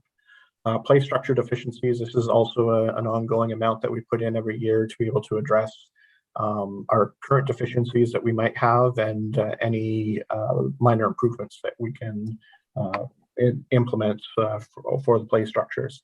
And then one for the Public Works or Operations Department is the addition of CB radios for the operations equipment. So obviously, when driving equipment, you can't use your cell phone, that sort of thing. And so being able to add that additional point of communication through the vehicles would aid in not only health and safety when you require somebody to come and help to be able a situation, but also getting the right piece of equipment in the right area at the right time is of critical importance as well. The one-ton truck, this was on last year's list. We felt that we would be able to continue with that for one more year, and so now it's become more critical for us to be able to replace that. There's certainly a couple of things that we could do in terms of funding it, either through debt, which we previously talked about for half the life of the vehicle, or when we get there, we do have some infrastructure funds that we could put towards it. You'll remember in 2021, we did put in an application for improvements to the lighthouse, as well as an outdoor patio structure for downtown and pop-up shop sheds for Riverwalk Village. And so that's pending the outcome of that application. And then another thing for adding functionality to the new snowplow truck that was purchased 2 years ago is adding a swing blade to be able to add to the functionality. So that could be supported through the Public Works Reserve. From operational projects idea, we also put in an application through My Main Street Community Activator funding for $80,000 to be able to help support smartphone apps, lighting and decorations, pedestrian counter, parkettes, and the like. And then a couple of other items that certainly we need to be cognizant of is the implementation of the Prescott ECDEV strategy, which we heard this evening. The implementation of the joint ECDEV strategy that we'll be hearing about in January of 2022, as well as the recreation lending library from Centennial Park and or the marina, and the wayfinding to link parks. I think that's previously been suggested where we could have some type of indicator to be able to just lead people towards the parks and be able to support not only active transportation, but just general outdoor recreational activity as well. So those were the major projects, or the project list that we have so far. We did want to spend a couple of slides talking about the Edward Street Bridge and where we are and how we could move forward. So we did. Matt, can we just to halt that and see if anyone has any questions, comments on what was just presented? Because that was a pretty extensive list, and the rest of this, if I'm remembering, without pulling my agenda back up, we're closing on the Edward Street bridge work, right, on the overpass. Yeah, the next two parts deal with the overpass as well as the fleet for our fire trucks. Oh, fire trucks, of course. Yeah, so if we could just touch on just give everyone a chance to comment on those previous slides. Any comments, questions on what Matthew just presented as sort of the wish list and projects that have already been pre-approved? Councilor McConnell, please. So it looks to me like we are not looking for new projects from council. In other words, a wish list for this coming year. What we're concentrating on doing is finishing the projects from other years that we haven't got done yet. Some of those, of course, are dependent on grants from senior levels of government, and if we don't get them, they won't happen. But others are things that have been in the works for a couple of years and haven't been done yet. And I think that's an excellent way to approach this this year, when we're already looking at tax increases for insurance, for policing, that we keep our new projects that are optional to a minimum and concentrating on finishing those projects that we've already approved, already put the money away for, and just haven't got done yet. Thank you. Thank you very much, Councilor McConnell. Other comments? I've got a couple myself. Matt, do you mind going back to that last page? Yeah, just on so there's a few things I just did want to note, but the biggest ones are on here, and it kind of goes to what Councilor McConnell was saying. There are some new things that I think are going to be added. It's obviously for us, but the two big unknowns how we implement the ECDEV strategy and the joint ECDEV strategy, because I think there will be some items there that will probably require some expenditures. What that is, I can't even guess right now, but I would guess there are a few things that are going to come out of that as we get into that heavy discussion over the next 2 months. The one thing I just say on the operational project ideas, and I've said this for the last few years, just my own personal perspective on this is we need to take that higher level look at it. And to me, the two big, and it's reflected in here, so it's kind of 6 of one, half dozen of the other. But my two priorities are downtown rejuvenation and residential development, and I think that's going to be a huge part of what comes out of the ECDEV strategy as well. I mean, those items were already touched on pretty extensively by the consultants tonight, and it's not rocket science. They're major issues that we've been dealing with for a number of years now. So that's just sort of my look at that. The one thing I did want to note, though, is some of this they're not dependent entirely on funding, because I know this first one here, there's some items here that were planned to go ahead last year, and I thought we had money for it because they just didn't get deployed because of whatever reasons last year. It was a short summer, but the banner along the Coast Guard property beach and the fencing, I mean, I know that was underway, and now it's been put into this grant application. Fantastic, we get it, but I would definitely be supporting it. We do that anyways, because it's a tremendous addition to the beach that will improve that entire area and cover up a pretty industrial looking site over in the Coast Guard. And the lighting decorations along major arteries I wanted to touch on, because that came up at the last BIA meeting as well. There was support around the table for a project that would add more lighting decorations to the downtown overall. It grew out of some comments on Christmas lighting. And then there was a suggestion, we look back at something BIA supported for a number of years now, and I think that the town did as well in discussions, were lighthouses or some other sort of decoration that could be used downtown. And we got talking about the idea of a walkway that would connect all the waterfront areas right through the downtown, like a Riverwalk pathway, or a Riverwalk trail that would be lighted all the way. So you could basically take that Riverwalk trail all the way from the far end of Centennial Street all the way to the very end of the Heritage Trail, and everything would be lighted now. You've got the solar lights on the one end. And anyways, that was something that was the BIA was I think we did pass a motion, if I remember correctly, at that meeting, to ask the town to partner with the BIA on that. And it's great to see that in here. And if we can get grant funding for it, fantastic. But I do think the BIA is prepared to spend some BIA dollars on something like this as well, and to get this rolling, because they see it as a real way to enhance people just coming to Prescott for that destination experience and walking the waterfront. The other thing I did want to ask, because I was just thinking about this over the holidays. Remember, we had that a couple of years ago, we decided to close off the north side entrances to both the LCBO parking lot and the Shoppers parking lot. And we did close Shoppers off, but weren't we going to dress that up better with bollards? Wasn't that supposed to be temporary?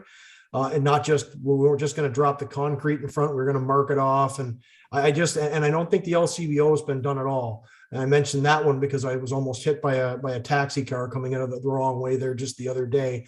So I did want to revisit that one, because I think we did approve both a few years ago, and then we got right into COVID and everything just sort of went sideways. So it's a small expense, but I'm wondering if that's something that should be captured. And Matt, did you have a comment on that one? Certainly. So absolutely, we did approve the Shoppers one, and we do have a plan to add kind of a similar style benching area, as well as the bollards to that. We have had some staff being away and whatnot that would normally take on those projects. And so, but it will be completed in 2022.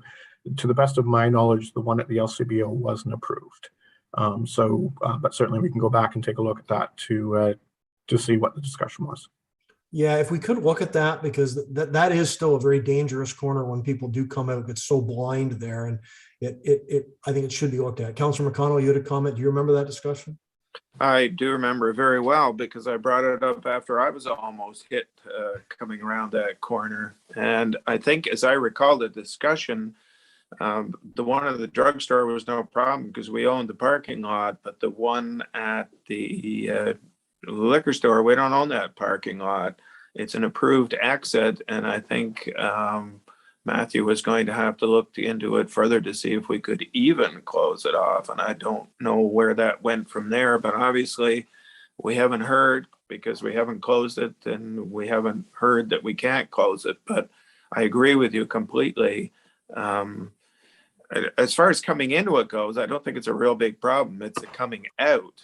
People coming in, they can see somebody on the sidewalk. Somebody coming out, you can't see there's somebody coming out of the liquor store going east until you got your nose right out practically in the street. So if We'd be everyone's happy to bring okay- that back for further discussion. Thanks, Matthew. Yeah, that's all I had. I just a couple of quick comments, and I think we're going to have to really, like, a little of this is going to be open for a while, just because of the ECDEV strategy and the joint ECDEV strategies for implementation, what comes out of that. But honestly, there's a lot of stuff in here already that is connected to that. So I don't think we're looking at some massive expenditure. So I think I agree with Councillor McConnell on some of it, and I don't think there's going to be anything huge and dramatic there, but I'd want to take a good look at it and see what is going to come back and what we're going to decide to focus on from that ECDEV strategy. Any other comments on the first part of the operational projects before we move on to the overpass? Seeing none, Matthew, please go ahead. In terms of the overpass, we did issue a tender and RFP in 2021 to address the steel expansion joints, the concrete abutment repairs, some of the recoating of the steel, guardrails, sidewalk, and we had a provisional item for replacing the pavement. They came in much higher than we had anticipated, ranging from 556,000 to 844,000. So at that time, we decided not to award the tender. So we went back with our engineering group, took a look at it, and throughout that investigation, we knew that the bearings that are on either end of the north and the south end of the bridge needed to be replaced, but we were looking in the 5 to 10 year range and looking much more towards the 10 years. When we took the second look at the bridge, we noticed that the abutment bearings are deteriorating much quicker, even between the 2019, 2020, and when we looked at it again in 2021. So we did have our engineer group discuss with a bridge specialist as to what their recommendation would be. And they felt with the current condition of those abutment bearings that if you're going to be doing the expansion joints, that you should do the abutment bearings at the same time. Because if you have to go back and redo them in a short period of time in that next 5 years, or whenever you end up doing it, you'll end up having to raise the bridge, and it will disturb those expansion joints. And so when we were thinking originally that it was going to be 10 years out, then doing the projects into phases over 10 years made sense. But with the enhanced deterioration, then doing it more together makes better fiscal responsibility and sense. So just to give you an indication of what those bearings look like, so you can see on the picture on the left that there's a fair amount of rust and deterioration. That's what you expect when it's getting to a point where it needs replacing. The one on the right, you can see that again, there's a lot of rust through it, and you can see some delamination between the two sets of plates for the metal, which isn't supposed to happen. So when we again took a look at that, said what makes sense from a phasing perspective, then taking a look at those abutment bearings becomes more of a primary issue. So we did do some costing, and to develop basically two sets of costings. The first one is doing the original scope of the expansion joints and then adding the abutment bearings, where we would close the bridge for the entire period of time. That would be a 3.5-month project. And certainly in our discussions, both here at council as well as with our emergency services groups, that having the one bridge that crosses the tracks closed for 3.5 months isn't an ideal solution. So then we took a look at it from minimizing the amount of time that it could be closed. And the only time it would need to be closed is when you're actually jacking up each end of the bridge, which has to be done 4 times. So you would do the north and the south side separately, but you need to lift the bridge, put in temporary supports, replace the bearings, put in the temporary supports and lower the bridge. So that's your first time. Then as you replace the bearings, you have to pick them back up and remove the temporary supports and put it back down. So that's your second time. And the fact that we have to do it on the north and south side is why you would have to do it 4 times in total. So in total, over the life of the project, which would be about 4 months, you're adding about 1/2 a month for that lifting. But you're able to maintain at least one lane open at all times. And so there would only be a period of 1.5 weeks where the entire bridge would be closed. And that would only be for periods of 2 or 3 days while you're doing that lifting and lowering of each of the ends. So that comes to a total cost of just shy of $1 million. The second set of options are where we don't address the abutment bearings, and we're only taking a look at the original scope and of doing the expansion joints. So certainly, and then the 2 options for that is if you're to close the bridge for the entire amount of time, it would cost approximately $546,000, and to keep one lane open, $681,000. And those are very much based on the first set of tender results that they highlighted how much it would cost for maintaining that one lane being open. So the recommendation that we're putting forward is that we look at option 1B and plan that to be completed in 2023. We did ask, is there any danger to leaving it the way it is currently and not addressing either the expansion joints or the abutment in 2022? And the answer was no, there's no imminent danger to public safety or cars. But we would want to address at least the expansion joints by 2023 And the fact that the amount of time before we need to address the abutment joints has significantly decreased from the 10 years, then it makes sense to do it at the same time. So I'm just going to stop there for a second before we talk about how we could possibly pay for it, to answer any questions. Anything for Mr. Armstrong? Councillor Young, please. Thank you, Brett. Slightly off topic, Matthew. We had a close call in the summertime when that train derailment happened. I think we did get a scrape on the infrastructure, but not a large impact. And I'm wondering if there's something that we could do, you know, to the infrastructure below the bridge that would help deflect a situation like that again, if it ever occurred. Whether it would be worthwhile or even possible. I mean, a freight train moving at 30 miles an hour, there's not much that we could build that would match the motion beyond the energy behind that. But is there some kind of deflection that they might build in other places that would help prevent serious damage?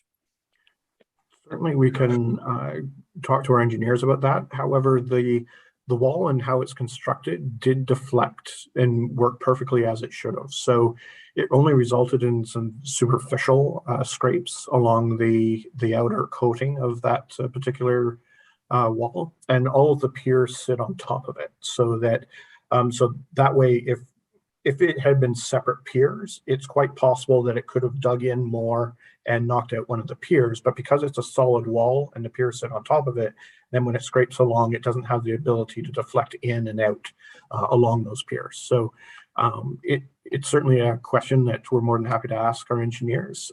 However, I think it did what it was supposed to do in that particular case, to be able to make sure that it didn't deflect and that it didn't push in that set of piers. Great news. My only thinking was, when was it built, Lee? 60 years ago, 70 years ago? The overpass is that old? Oh, you were still walking to public school then, were you? You should remember. Not in Prescott, I wasn't. Oh, that's right. I forgot. Anyway, I don't remember it being built, though. It's before my recollection. Anyway, the point being that perhaps there's a new system that has been devised since the construction of this bridge, and would this be the time to add it to our facility? Certainly, we can discuss that with our engineers. I think one thing that we know is that CN does have complete control over their right-of-way.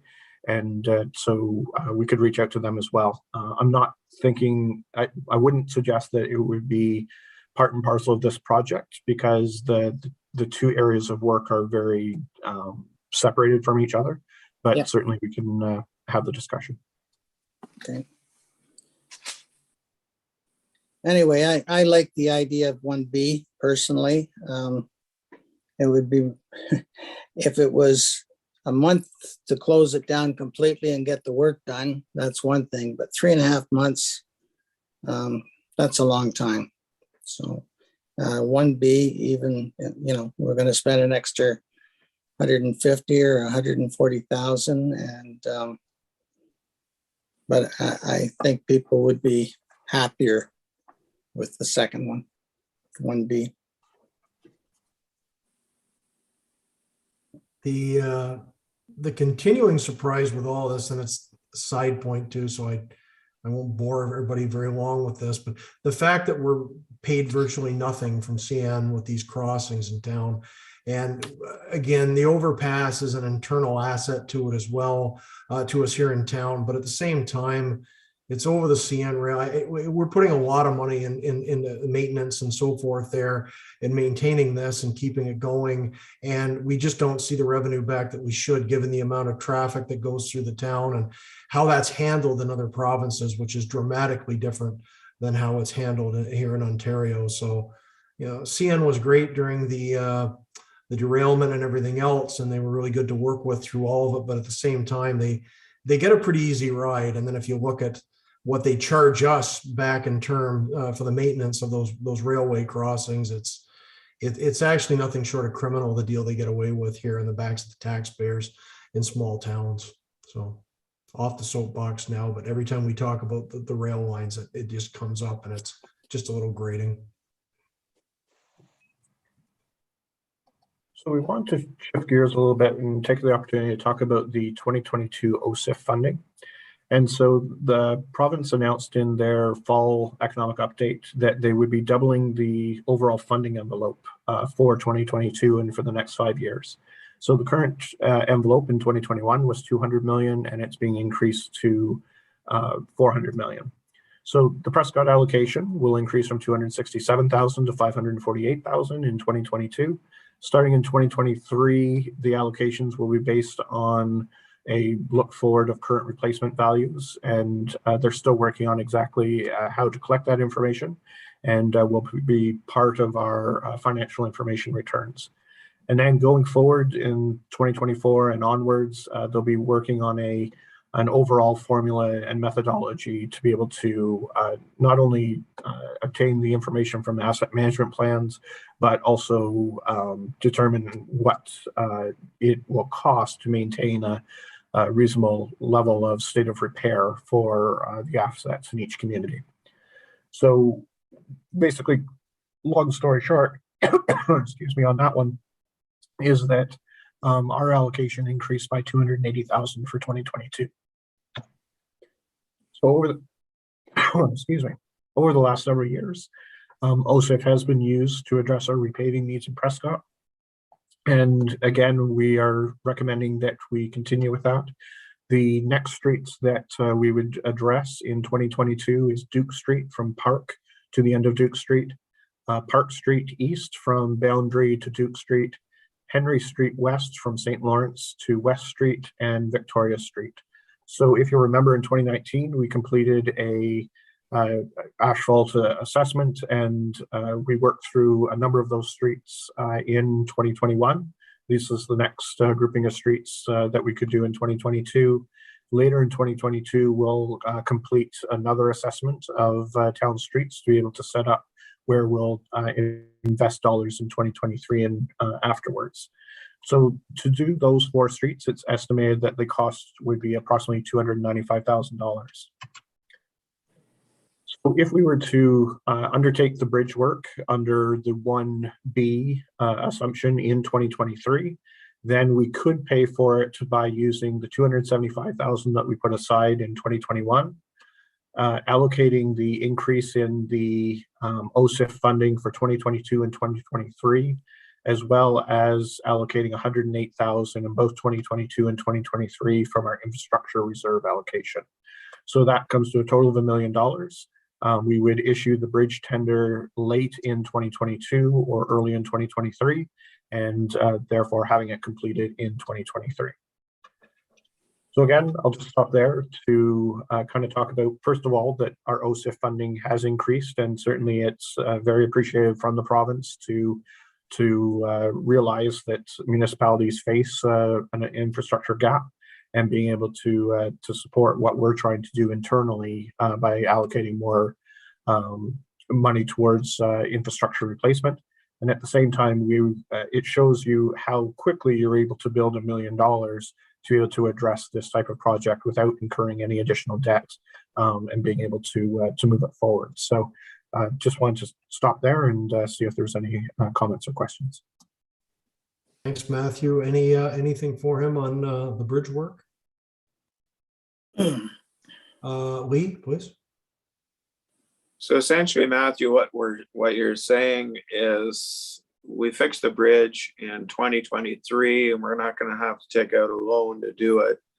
And I guess if you wanted to look at it one way, the increase in funding that we're getting of the OCIF over 5 years is essentially going to pay for that bridge. So really the bridge is costing us nothing to repair. And I would think that that is an excellent outcome for this council and the town.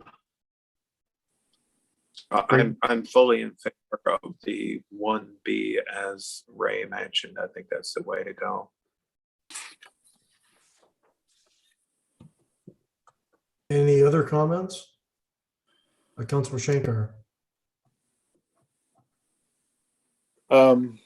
Matthew, can you just put up the 4 options again? I just want to double check something.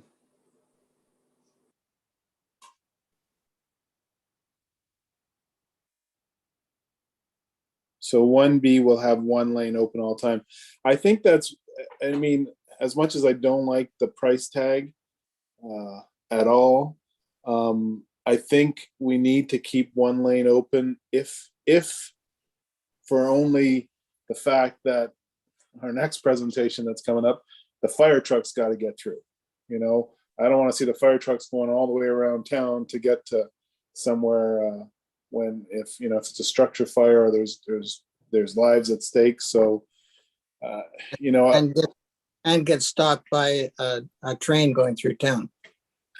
Yeah, exactly. So so for the public that are going to balk at why are we spending so much money, $140,000 is almost like insurance against something like that over I think it was 3 months that it will take. So yeah, I'm in favor of 1B as well.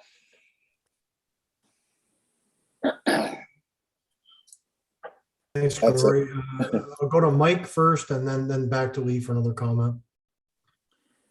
Well, just to confirm that the option we're choosing includes the bearings replaced, and I think that's critical to the whole project, that you're looking at a 40 or 50-year time frame before you have to look at it again, hopefully anyway, and certainly none of us will be around to enjoy that decision. So I think that's the appropriate one, and 2023 is soon enough that I think it's not going to infringe on the safety factor there. So I think that's the one.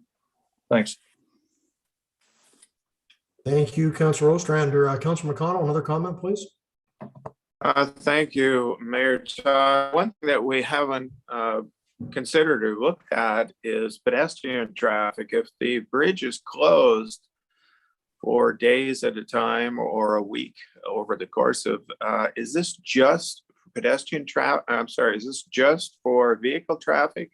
Is pedestrian traffic still going to be allowed across the bridge when the bridge is closed? Because there's an awful lot of people that walk across that bridge to school, to Giants Tiger, to other stores, back and forth to work. It would be extremely inconvenient if they had to go all the way around Boundary or Sophia on foot.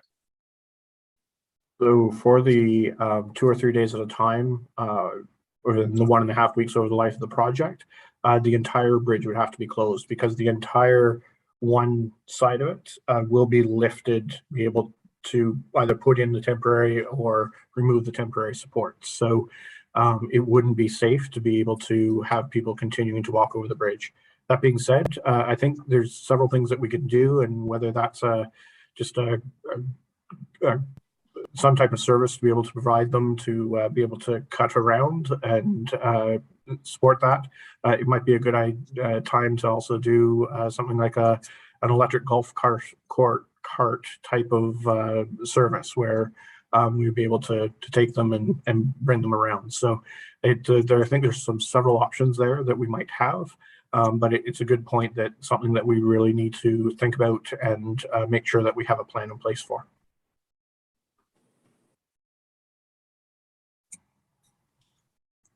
Anything else? Just that if possible, we could schedule this thing when, who's to say with COVID, but when school is not in session, that would cut down on the foot traffic that would be going across.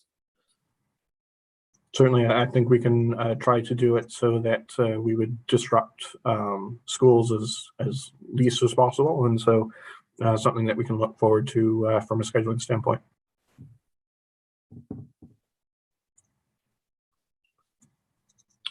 Thanks, Matthew. Just wanted to thank you for this because it's really well planned out, despite the fact we're, a year away plus from really initiating this. So it's great to see this, and it's actually where the numbers are laid out for the funding. I mean, what you've got there for that infrastructure reserve allocation, the 108 for 22 and 23. If I'm reading that right, that'll come directly from essentially that 1% we're putting away budgetary from our own budget. So that shows the value of that 1% that we've been tacking on. It's going into very serious work needed in Prescott to address the infrastructure shortfalls that are in Prescott, and it's hundreds of billions of dollars across the province overall. It's people aren't talking about it like they were a few years ago, but it's still there. Everybody is experiencing that. The only comment I would have is people have long memories in this town, and it seems like even yesterday to me that we did major reconstruction work on the overpass before. Ray, I think it was just Ray and I that were on council at the time we were doing that. I think this goes back 14, 15 years ago in that area, if I'm remembering it right. We're going to have questions on that, and we actually had a few not when we brought this up not long ago. So do we know the timing of that last renovation, and there's a way we can just sort of put it in historical perspective so residents, ratepayers know that we're not neglecting this, we're looking at it properly, and it's just it's standard maintenance, and it has been well over a decade since we looked at this, did that heavy work the last time. Could we have something like that come back just so we can answer those questions, just for council, even as a quick email or something? Because I think we are going to be asked about this one again. Certainly, we'd be more than happy to do that. I think one point that we'd also like to make is there's 4 sets of bearings, one on the north side, one on the south side, but then there's a set of bearings on each of the set of piers, and they are in excellent condition. You would think they were installed yesterday. With how they're looking, and so each time that you have to do bridge work, obviously the large iron girders that run along underneath the bridge are in very good condition. So we're more than happy to kind of bring back exactly what was done, but over the life of a bridge, which is anywhere from 50 to 100 years, then you're going to have to do regular maintenance on it every 10 to 15 years. And whether that's concrete work or iron work and steel work, replacing bearings, that type of thing, then all of them are an iterative process as we go along. Yeah, thanks, Matthew. That definitely adds some really much needed context to it, because I know there will be people that look at this, and they did before, and can't understand why we're putting huge money into the overpass because we just did it. And well, we didn't just do it, and it's a more complicated structure than you're just not going to fix it once and then forget about it for 40 or 50 years.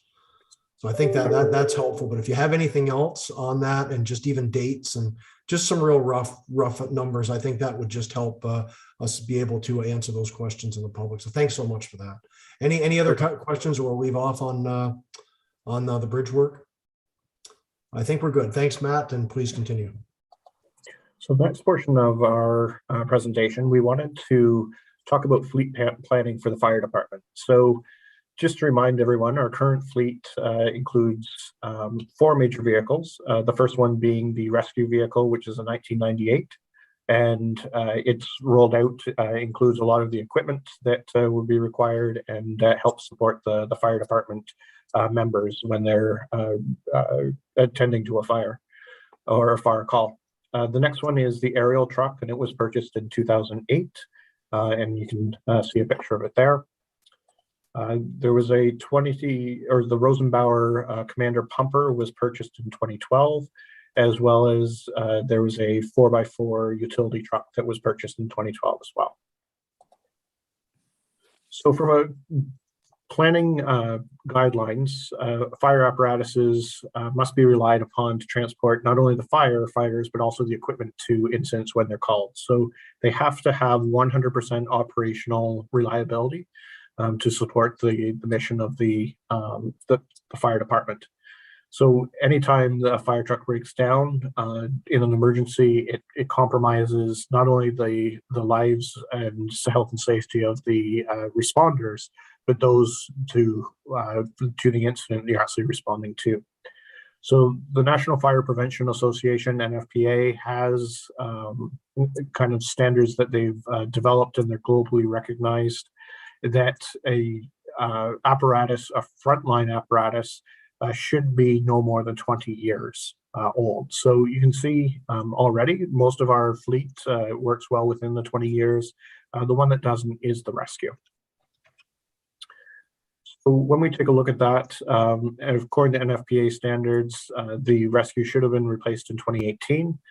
We could look at an alternative of replacing it in 2022 or 2023.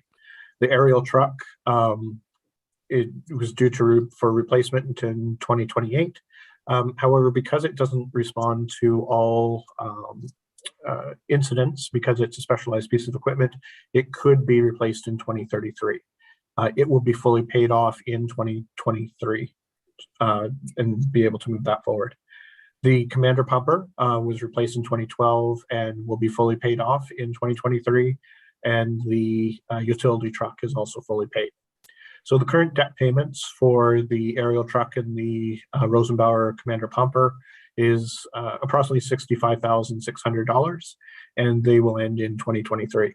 And what we have been doing with a number of our pieces of equipment and consideration is that we purchase them using 10 years of debt. So that way, when we get to the second half of their useful life, then we're able to put that money aside to replace it the next time at the 20-year mark. So in terms of the fleet planning recommendation, the rescue is 24 years old this year. And so if we're looking to replacement in 2022, 2023, then we are unlikely to see it until 2023 or 2024, simply because the lead times are so extensive right now, as well as before we even get to a tender process, that we would create a working group that will look at exactly what's required from the apparatus, make sure that all of the options and the configuration of the apparatus is considered.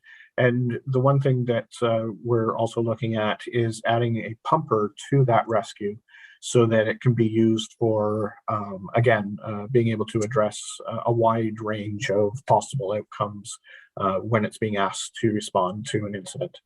So with a current estimate of about $800,000, that is kind of what we would be looking at for a rescue pumper, but also certainly is highly dependent upon the actual configuration and options that are chosen. So we just wanted to bring that forward. I don't think we're obviously looking for a decision this evening, and but we wanted to make sure that council understood exactly what our fleet currently looks like in terms of age and capabilities. And at the same time, understanding what our current debts payments are and how we would be able to support replacement of the one that's aging and past its life. In terms of if we were to move forward with the replacement of the rescue, we would keep it because its market value is very low, and we would continue to service it as long as possible and use it as a second line response vehicle. But also this evening we have our fire chief, Rennie Rayner, with us, and so and he'd be able to answer any questions from a technical aspect that council might have. Thank you. Thanks again, Mr. Armstrong. Chief, welcome to the meeting again. Any comments on what was presented to us? Anything you'd like to present this evening in terms of priorities and so forth? I know you weren't with us at the time, obviously, but we did, I think was I'm going to call it a demo. I'm not sure that's the right term, but I know we saw some pretty significant savings with the last pumper, and working with the companies as well with regards to options and so forth. And I think we saved a considerable amount of money there over the base prices. So maybe there's something we can look at again. But Rennie, any comments at all? Thank you, Your Worship. Just generally to council, thank you for that presentation, Matthew. You're indeed right, Your Worship. There was considerable savings on the Rosenbauer pumper that was in the presentation. There are certainly opportunities to seek out other demos. I'm working currently just with one distributor, just basically the phrase kicking tires to see what's available right now. That way, you know, the price point that we have in the presentation, as Matthew stated, could be, you know, a little higher or a little lower based on options. And I think the valuable piece of equipment as well is the old rescue. Just found that since my time here with the firefighters, you know, it'd be a great emergency support apparatus, the old truck, because it does receive its maintenance, but we have equipment that sits in the hall because we don't have room on the trucks for it.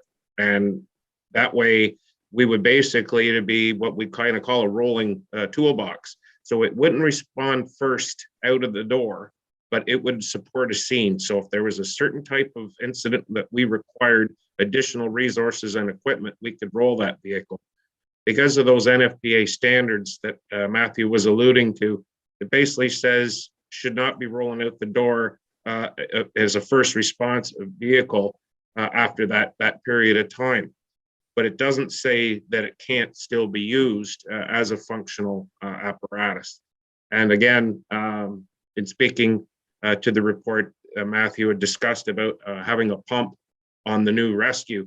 Well, this would also add some life. So what we could do is rotate the 2012 Rosenbauer pumper and have this up front sometimes as well, because there are calls that we don't take both of those apparatus to. So instead of putting more engine hours, mileage, and wear and tear on the 2012, then a replacement of the old rescue, we put that up front, and then we can sort of rotate them based on calls. And obviously, if the magnitude of the call required both of those apparatus to roll, we would do so. But I would be more than happy to answer any questions that council may have.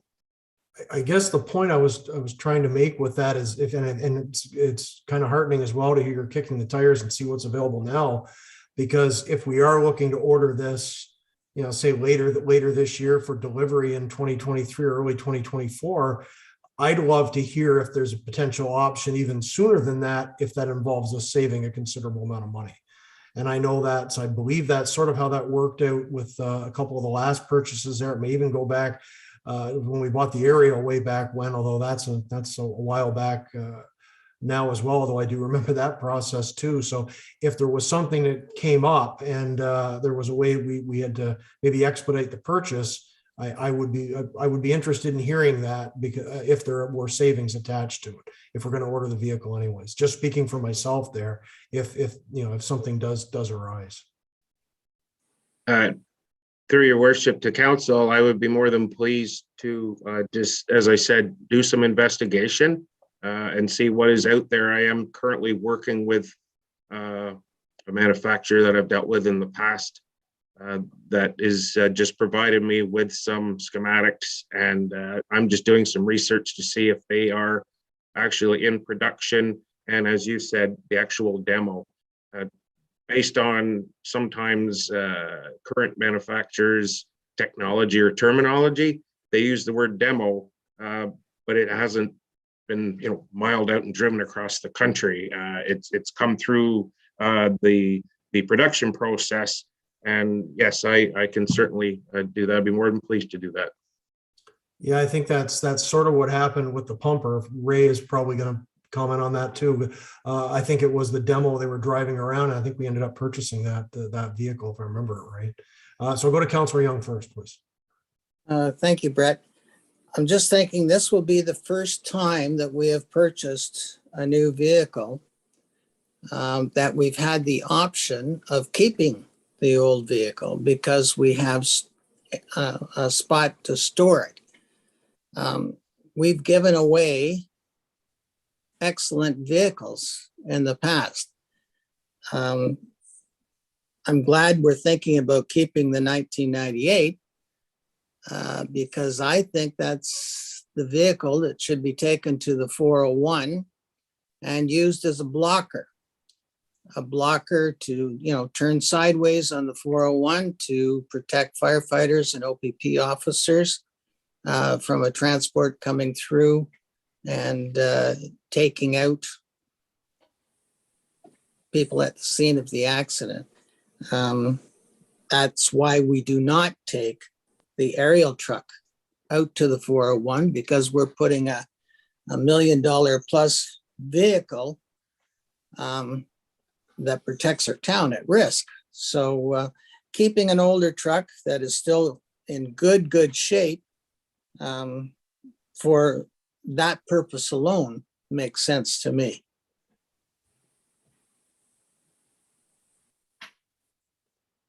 Excellent points as always, Councillor Young.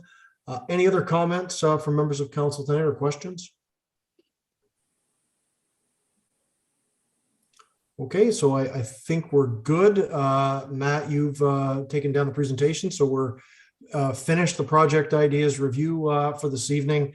I'll just note if anyone has any other suggestions, I know staff did ask everyone to provide them back by about, it might have been mid-December, whenever the date was. But if anyone has anything else, please send it into staff and we'll talk about it. We obviously do have a ways to go yet in the budget, and there are those two items there, of course, connected to the ECDEV study. And if there's anything there, please bring them forward sooner rather than later so we can include suggestions and ideas into the ongoing budget discussions.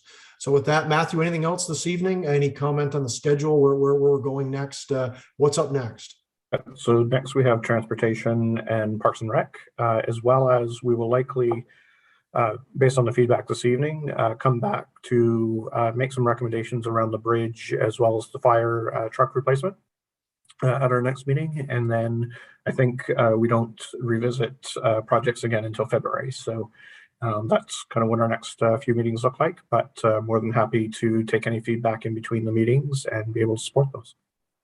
Great. Thanks very much. And thanks everyone for the great input on all of that. And again, ongoing dialogue, and please let us know if you have any other comments or suggestions. And Chief, thanks again for joining us this evening. Thanks for your work on trying to run us down some new vehicles. So I'll be looking forward to seeing what we come up with in the next little while. So thanks again and Happy New Year. Thank you, Your Worship. Happy New Year to you and council and the rest of staff. So moving along, we do have one more item under staff this evening. It's 12.4 staff report 2-22 community safety and well-being implementation plan. This just goes back to that plan we worked on with counties a little while back. Recommendation tonight is that council direct staff to enact community safety and well-being, the community safety and well-being implementation plan as outlined in staff report 2-2022. Could I have a mover, please? Moved by Councillor Shankar, seconded by Councillor Ostrander. Mr. Armstrong, was that you? So Matt, Yep. Please, if you want to take us through the highlights of that presentation. Thank you very much. So when we passed the Community and Safety Wellbeing Plan last June, which was required for July 1st, at the same time, we weren't required to adopt an implementation plan, but we did provide some thoughts and ideas around how we could move those forwards and things that we were already starting to move towards. We feel it's very important that the Community and Safety Wellbeing Plan be enacted and implemented at the local level and take specific steps to be able to address the unique situation of each municipality. So with that, tonight we're coming back to that implementation plan. I have added some additional items around the Prescott specific actions. And really what we talked about earlier, the strategic plan, creating partnerships, dealing with transportation, which we're working through from a public transportation point with the East Ontario Leadership Council, the housing and homelessness. We talked about earlier, as well as the official plan review that we're going through in the zoning bylaw update. all of those types of things. They're really speaking to some of the actions that we took in 2021, what we're going to continue in 2022, and then some that are enhanced in 2022 as well. So really this report is just coming back for formal consideration and by council to direct staff to move forward with implementing the plan as it was kind of outlined last June, as well as enhanced with a couple of updates more recently. And this was, of course, mandated by the province, going back to the last term of the provincial government, and then it was reestablished by the current government with some extended timelines. For the history of this, we worked with counties on the study because they were ideally positioned to get all the players at the table. But now we're at the point where we can take this on ourselves and follow up with the implementation as a Prescott project, not a United Counties and Prescott project. Any comments and questions on this? I thank Matt for putting everything together so thoroughly here. It really lays everything out.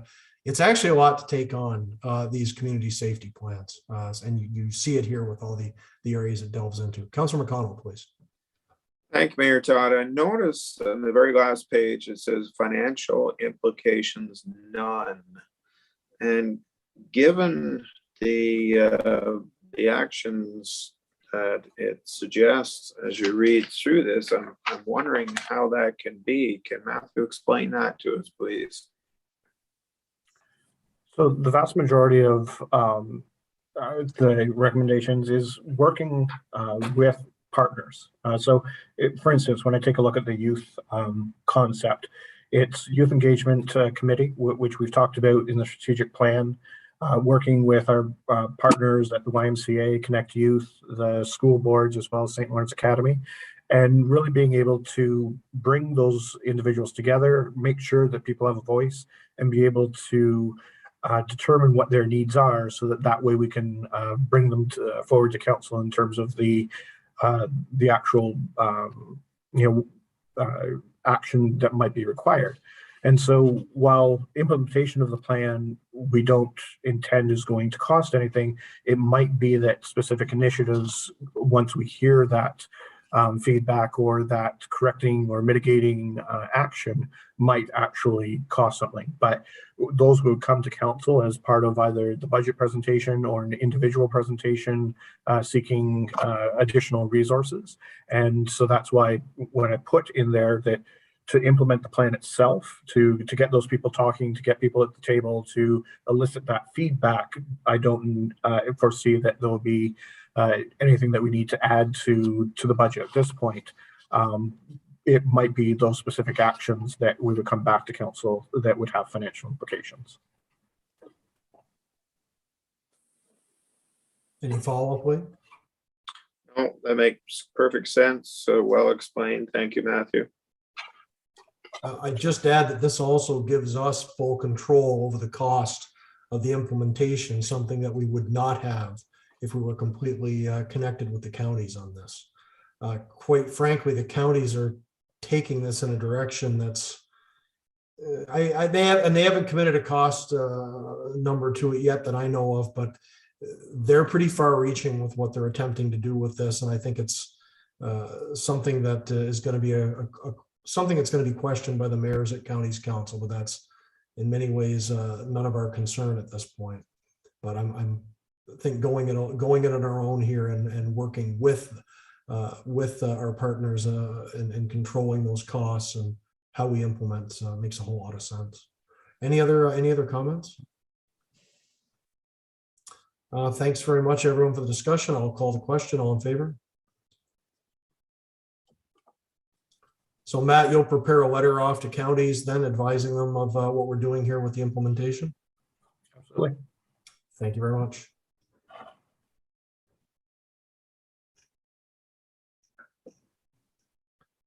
And that takes us through item 12 this evening, all the staff reports. Thanks everyone for the great discussion on all those items. Great reports as well. Good stuff. Good way to start our year. 13 resolutions, nothing tonight. 14 bylaws. We do have some housekeeping tax bylaws to cover off under 14.1, 14.2. 14.1 is the interim tax levy bylaw that we do every year. Recommendations, bylaw 01, 2022 being a bylaw to provide for an interim tax levy for 2022, be read and passed, signed by the mayor and clerk, and sealed by the seal of the corporation. Could I ask for a mover, please? Moved by Councilor McConnell, seconded by Councilor Young. Matthew, anything else you wanted to add to that before we move on? This is a housekeeping item and gives us the authority to do the interim billing, which would be due on March 31st of 2022 for the town, and simply 50% of last year's rates. So it just allows us to move forward with that before we finalize the budget and do the final billing in July. Thank you very much, sir. Any final comments? Seeing none, I'll call the call. Lee, did you have a comment? Just as a note, traditionally, this has been due the end of February, but during COVID, we've stretched it a month to the end of March. So I presume we're intending to do the same thing this year. That is correct. Thank you. Good point, Councilor McConnell. With that, though, I will call the motion. All those in favor? Motion is carried. Thanks, everyone. And 14.2, second verse, kind of same as the first, 2022 temporary borrowing bylaw. Recommendations of bylaw 02-2022, being a bylaw to authorize temporary borrowing for the year 2022, be read and passed, signed by the mayor and clerk, and sealed by the seal of the corporation. Could I ask for a mover, please? Moved by Councilor Young, seconded by Councilor Ostrander. Mr. Armstrong, quick comment on what we're doing here for those that may be watching. Certainly. So each year we pass a temporary borrowing bylaw that allows us to borrow if need be for the operations of the organization. To date, since I've been here, we have not required to borrow anything, but it's a requirement for each municipality to pass this, and part of our banking agreements that it be in place. And so simply a housekeeping item, and that allows us to borrow if we've required to. We also have a $1 million line of credit that we would use as the borrowing capacity if we needed it from time to time, but that's not expected. And we do have a healthy cash position. Great. Thank you very much, Mr. Armstrong. Any other comments from members of council? Seeing none, I'll call the question. All in favor? Motion is carried. Thanks, everyone. 15, new business. Does any member of council have any new business to present tonight? Seeing none. 16, notices of motion. Does any member of council have a notice of motion to present tonight? Also seeing none. 17, mayor's proclamations. Nothing this evening. Nothing under 18, closed session. So of course, no need for 19. The rise and report out of closed. Takes us to 20, confirming bylaw, and that's 03-2022. Recommendation reads that bylaw 03-2022, being a bylaw to confirm the proceedings of the council meeting held on January 4, 2022, be read and passed, signed by the mayor and clerk, and sealed with the seal of the corporation. Could I ask for a mover, please? Moved by Councilor Ostrander, seconded by Councilor McConnell. Any discussion? Seeing none, all in favor? Motion is carried. And 21, we are at adjournment. Could I ask for a mover for the adjournment? Moved by Councilor Shankar, seconded by Councilor Young. All those in favor? Motion is carried. I'd like to thank everybody again tonight and for the great 2021.